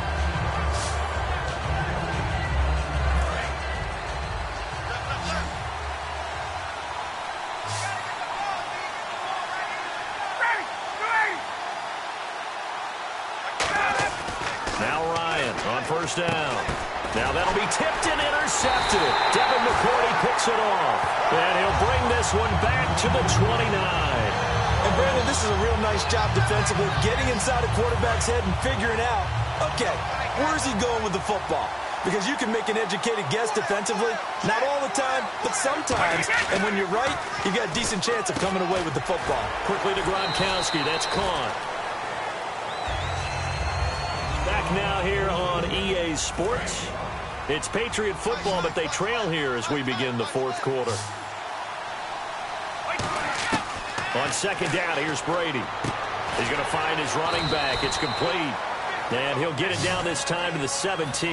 They get 6 on the pickup there as the drive will continue. They're going to hurry back to the line now. On first down, Brady sets up the screen to Lewis. Oh, a heck of a move. Man. A good pickup there on first as the screen pass gets him 8. For a second there, I thought that might break big. Screen pass. Looked like it was coming together. Looked like there was an opening. Still, ended up with a solid game. They'll run it here with Blount. And he's swallowed up right near the line of scrimmage. Calling no gain that time as it's going to leave him with a 3rd and about 3 to go. And 3 full yards here for the offense to get on 3rd down. And while there was no gain on that run, we do know coaches whose identity is rooted in taking it almost to the limit and then changing things up on you down the stretch. I think we're getting really close to that point in time, though, where the identity may have to go out the window, and they've got to go a little bit faster in order to try and win the game. Boy, that's a lot of sirloin steak to be taken down for no gain, partner. Are you trying to suggest that he is a huge man? He is not just a big man, a huge man. Big boy. Well, how about the credit then for the defense to be able to chop that big tree and put him on the ground? I know back when you played, it took 4 of you to take a guy like that down, right? Well, that's for sure. And you know what else? I didn't want to challenge him at dinner either. Well, the feel that I get on this is that they felt like 3 was just not going to be enough after getting this deep into their territory. And Charles, correct me if I'm wrong, but it didn't even look like they hesitated there. They knew they wanted, and he'll take it into the end zone for a Patriot touchdown. Martellus Bennett from 4 yards out. And the Pats take advantage of field position on the turnover to cash this one in. Boy, it's nice to have that big, reliable target you can go to. Each and every time. A lot of people see that position as a fallback. Throw it to them when all else fails. Not at all. This guy can make plays, and that's exactly what he just did. Yeah, play here for a touchdown.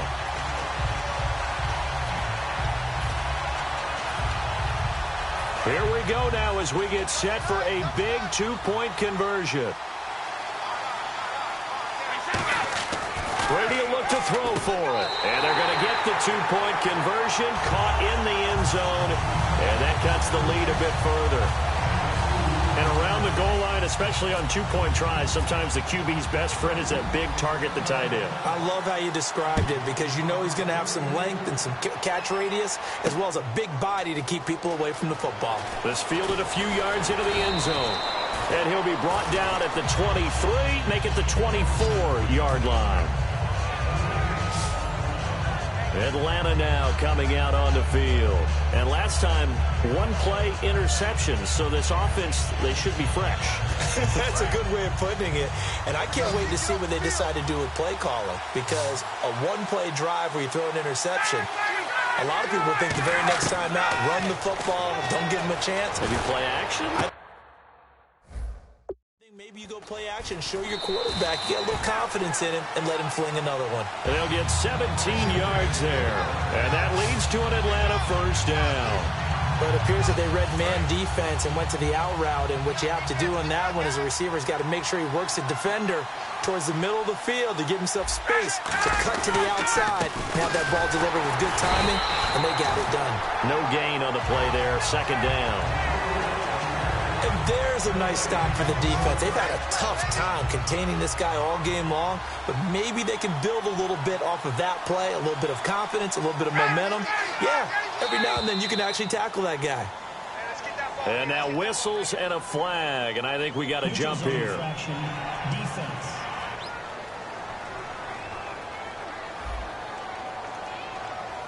So that's the word from the referee. Neutral zone infraction, 5 yards. And, of course, the defense is always pointing at the offense about how they drew them across.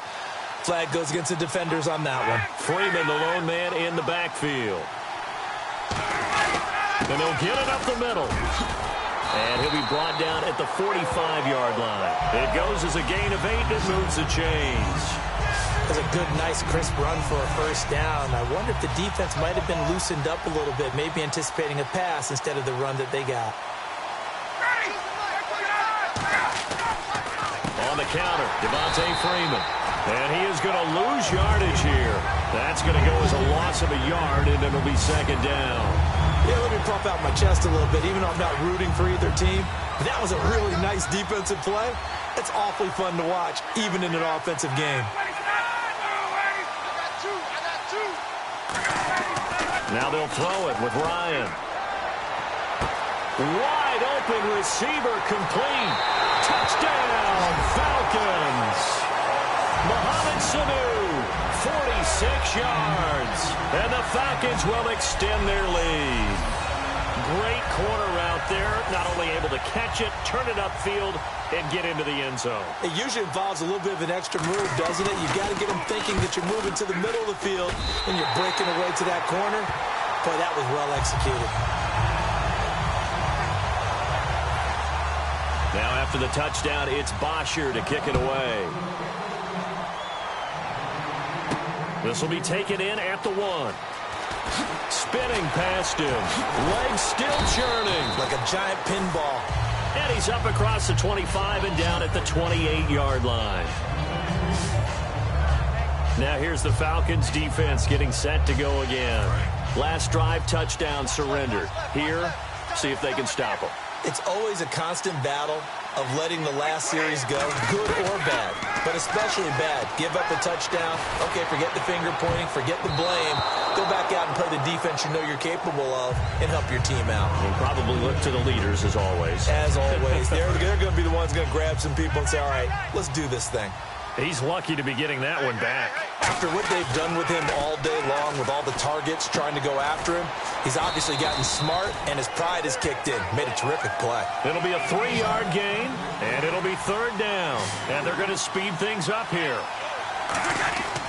Throwing is Brady on 3rd down. And that is incomplete. Unable to get it to Gronkowski that time. And it's 4th down. Defending an out route is awfully difficult because the best receivers try and sell an inside move before they break to the out, and you have to respect that as a defensive guy because if you let them, what they say, cross your face or get across you in the middle of the field, usually you're beaten on a route, and that's an easier throw for the quarterback. So you ordinarily take a step over to make sure you seal that off. In this case, he was able to not only do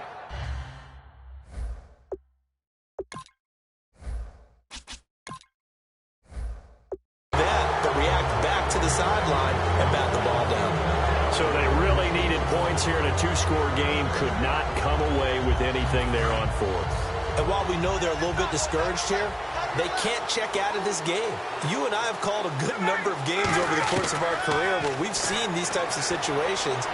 Teams get the ball back, and that miracle does occur. So they can't let that dream go just yet. They have to get stout on defense here. Yeah, right now really hoping for a turnover. There's nothing like pressure to affect the accuracy and the timing of a guy trying to throw the football. And on that play, they ended up flushing him to his left, contacted him as he's trying to throw the football, and that led to the incompletion. Buying time to his left. And they finally catch up to him and take him down. Jeez, where was he going? A huge loss there. Now, partner, you know and I know that sacks hurt an offense's momentum. But normally when you get sacked, you're losing 5, 8, 10 yards. On a really bad play, 15. How do you lose about half a field on a play? Unbelievable. And a most curious way there to burn some clock. That was wild. And at the end of all that, it winds up a safety. So this is now the 4th time in the last 6 Super Bowls that we've had a safety. Obviously, that's strange when you figure during the regular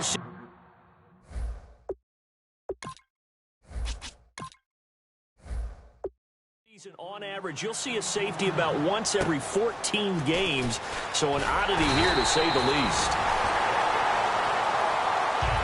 There's no downplaying that we all knew that this was a critical possession, and to get a return like that to start things off, that's the spark that they needed. That's the spark they were looking for. Now the Patriots gearing up to go now. And last time this unit was out here, costly turnover, and then that turned into 6 points. They've got to make amends. And how many times have we sat in meetings with coaches and they use the term complementary football? Offense take care of the defense, defense take care of the offense. That didn't happen on the last possession. This is a chance for them to pick themselves back up and help their team. Yeah, we'll see if they can recoup and recover. Brady, he's got time in the pocket. Gronkowski's got it on the crossing route. He goes for 18 there as the drive will continue. Looking to speed things up here, going with some tempo. Here's Blunt. And he'll at least get him inside the red zone here, down to about the 19. Call it a gain of 4 on 1st, and that'll make it 2nd down. Brady to throw on 2nd down.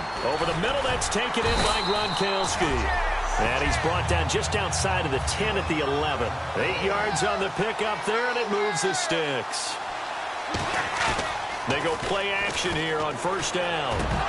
And incomplete. He dropped it in the end zone. Gronkowski again. He was the intended target, and that'll bring up 2nd down. After all the preparation, all the practice, a play like that will absolutely break your heart. They had everything they wanted, just unable to complete it. In the end zone, a big-time drop.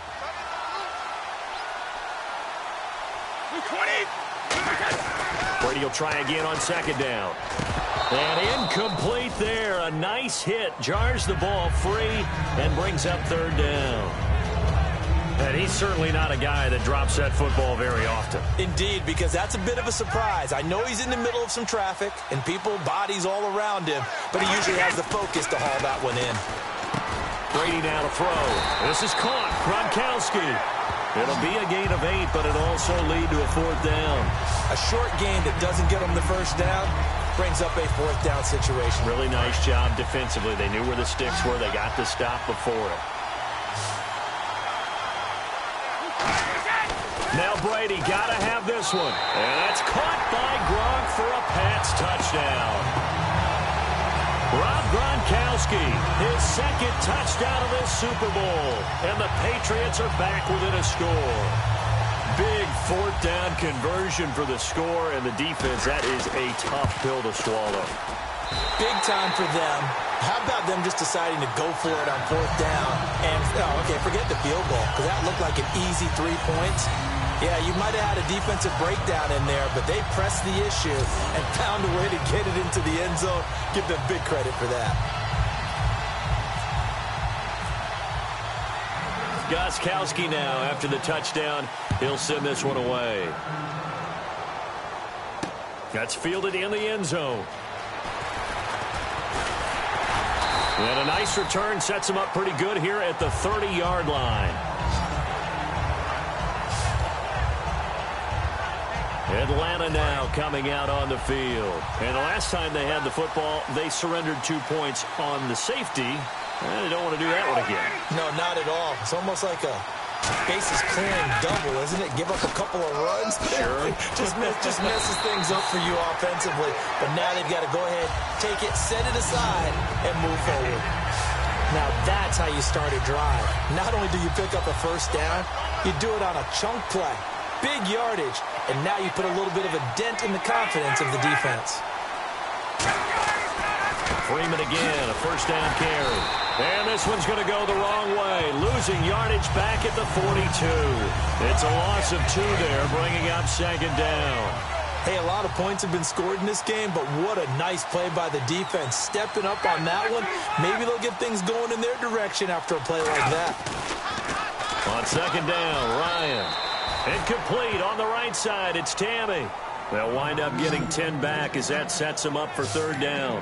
How about the timing on that one? Boy, they were in sync, weren't they? 3-step drop, balls out of his hands, right to the tight end. Nice completion, just like they do it in practice. On third down, Devontae Freeman. And he's got the first down yardage before he's brought down at the 42. It's nice every now and then in this game not to see people overthink it. Just hand it to the old reliable guy. Let him pick up the first down.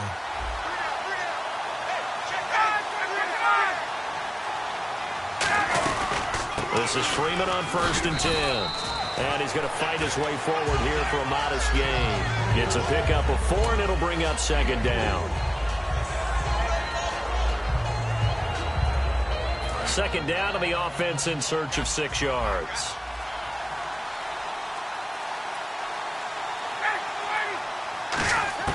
Now Ryan on second down, surveying the field. And he's just going to get rid of this thing to no one here. He throws it away, and now it's third. And not to get too overcritical there because he knows what he's doing, but his shoulders looked a little off kilter there when he threw that. I don't think you're being overly critical there. You're just analyzing it, and he gets those shoulders right. That pass will go from incomplete to complete. On third down, Ryan. And this is going to be incomplete. There's so much precision in an offense, especially when you're throwing the ball. And in an out route, plenty of it. How about the quarterback hitting his back foot, balls out of his hands, receiver making his break, making his cut. He's got to time up perfectly. Not always easy to do. Just let him a little too much. Yeah, I remember back in the good old days, I was talking to a quarterback, and he said everything they did was on the count system. So when he took a snap, he counted in his head for certain routes, different time frames for each one, and he knew if the ball wasn't out of his hand at that point, he'd better eat it because the play was dead. Everything looked good. Good snap, good hold. Sometimes, though, the ball just doesn't want to go where you want it, and this one winds up no good. This is complete to guess who? Gronkowski again. 7 yards on the play, and that'll bring up second down. Completion was given up, but that's why you play zone defense, so that you can have people around the ball when it's caught, and you don't give up much run after the catch. 2 minutes to go in Super Bowl 51 from Houston. We're back to perhaps crown a champion after this. They come out with one back and 3 tight ends. Back to throw. Over the middle, that's taken in by Gronkowski. It's an 8-yard pickup and leads to a new set of downs. So here we go, 1st and 10 now. Blunt, the lone running back. He'll look to throw. Quickly to Gronkowski. That's caught. The completion good for 3, and it's 2nd down. So they complete the pass, and now they face a 2nd down. And the offense moving quickly to the line. I'm wondering if the same thing went through your mind as mine. When I see a big man like that make a catch, all I keep thinking to myself is, big man with football. Look out, everyone. He may not juke you a whole lot, right? He may not run past you because of his size. You're talking about a guy weighing in the 270 range. But, boy, once he gets his mitts on the ball, he's going to be tough to bring down. They'll look to throw. He gets it into the hands of Gronkowski. Complete. 11 yards on the pickup, and it'll be 1st down, New England. Now, whistles come in. We're going to get a timeout here by the offense. It's just their first. They've got 2 more to use here in the final stages. Back to throw. And he's got his favorite target yet again. It's complete. Now hold everything here. We're going to get a timeout by the offense. That'll leave them with just 1 remaining in this 4th quarter of play.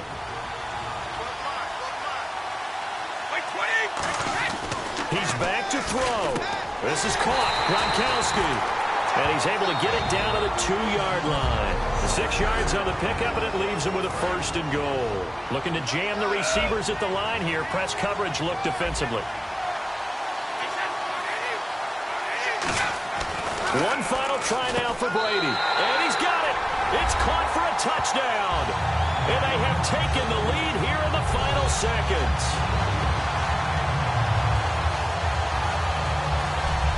So with next to nothing left on the clock, they get Charles what should be the game-winning touchdown catch. That felt so much like practice and preparation coming together. So many times your last practice of the week, you score the game-winning touchdown. Everyone leaves the field feeling good about themselves. They got it done for real in this situation. Brady will look to throw for it. And this one's caught. And their 4th quarter lead grows by a couple more. He hits the big target for the 2-point try. Defenses hate those guys, especially around the goal line. It's hard to decide who you're going to put on him. Are you going to put a smaller corner on him? Are you going to put a safety who doesn't have maybe the same coverage skills? How about a linebacker? He may have the size, but he's not used to really covering in space. That's why the tight end gives you such a great advantage when you're throwing the football. Short kick. One of the up middle take it now. And they're going to be set up in excellent field position up past the 45. And when you're facing a deficit on the scoreboard, you're just looking for something to get you right back into the game, and that's the spark that they were looking for. They got it with that big return.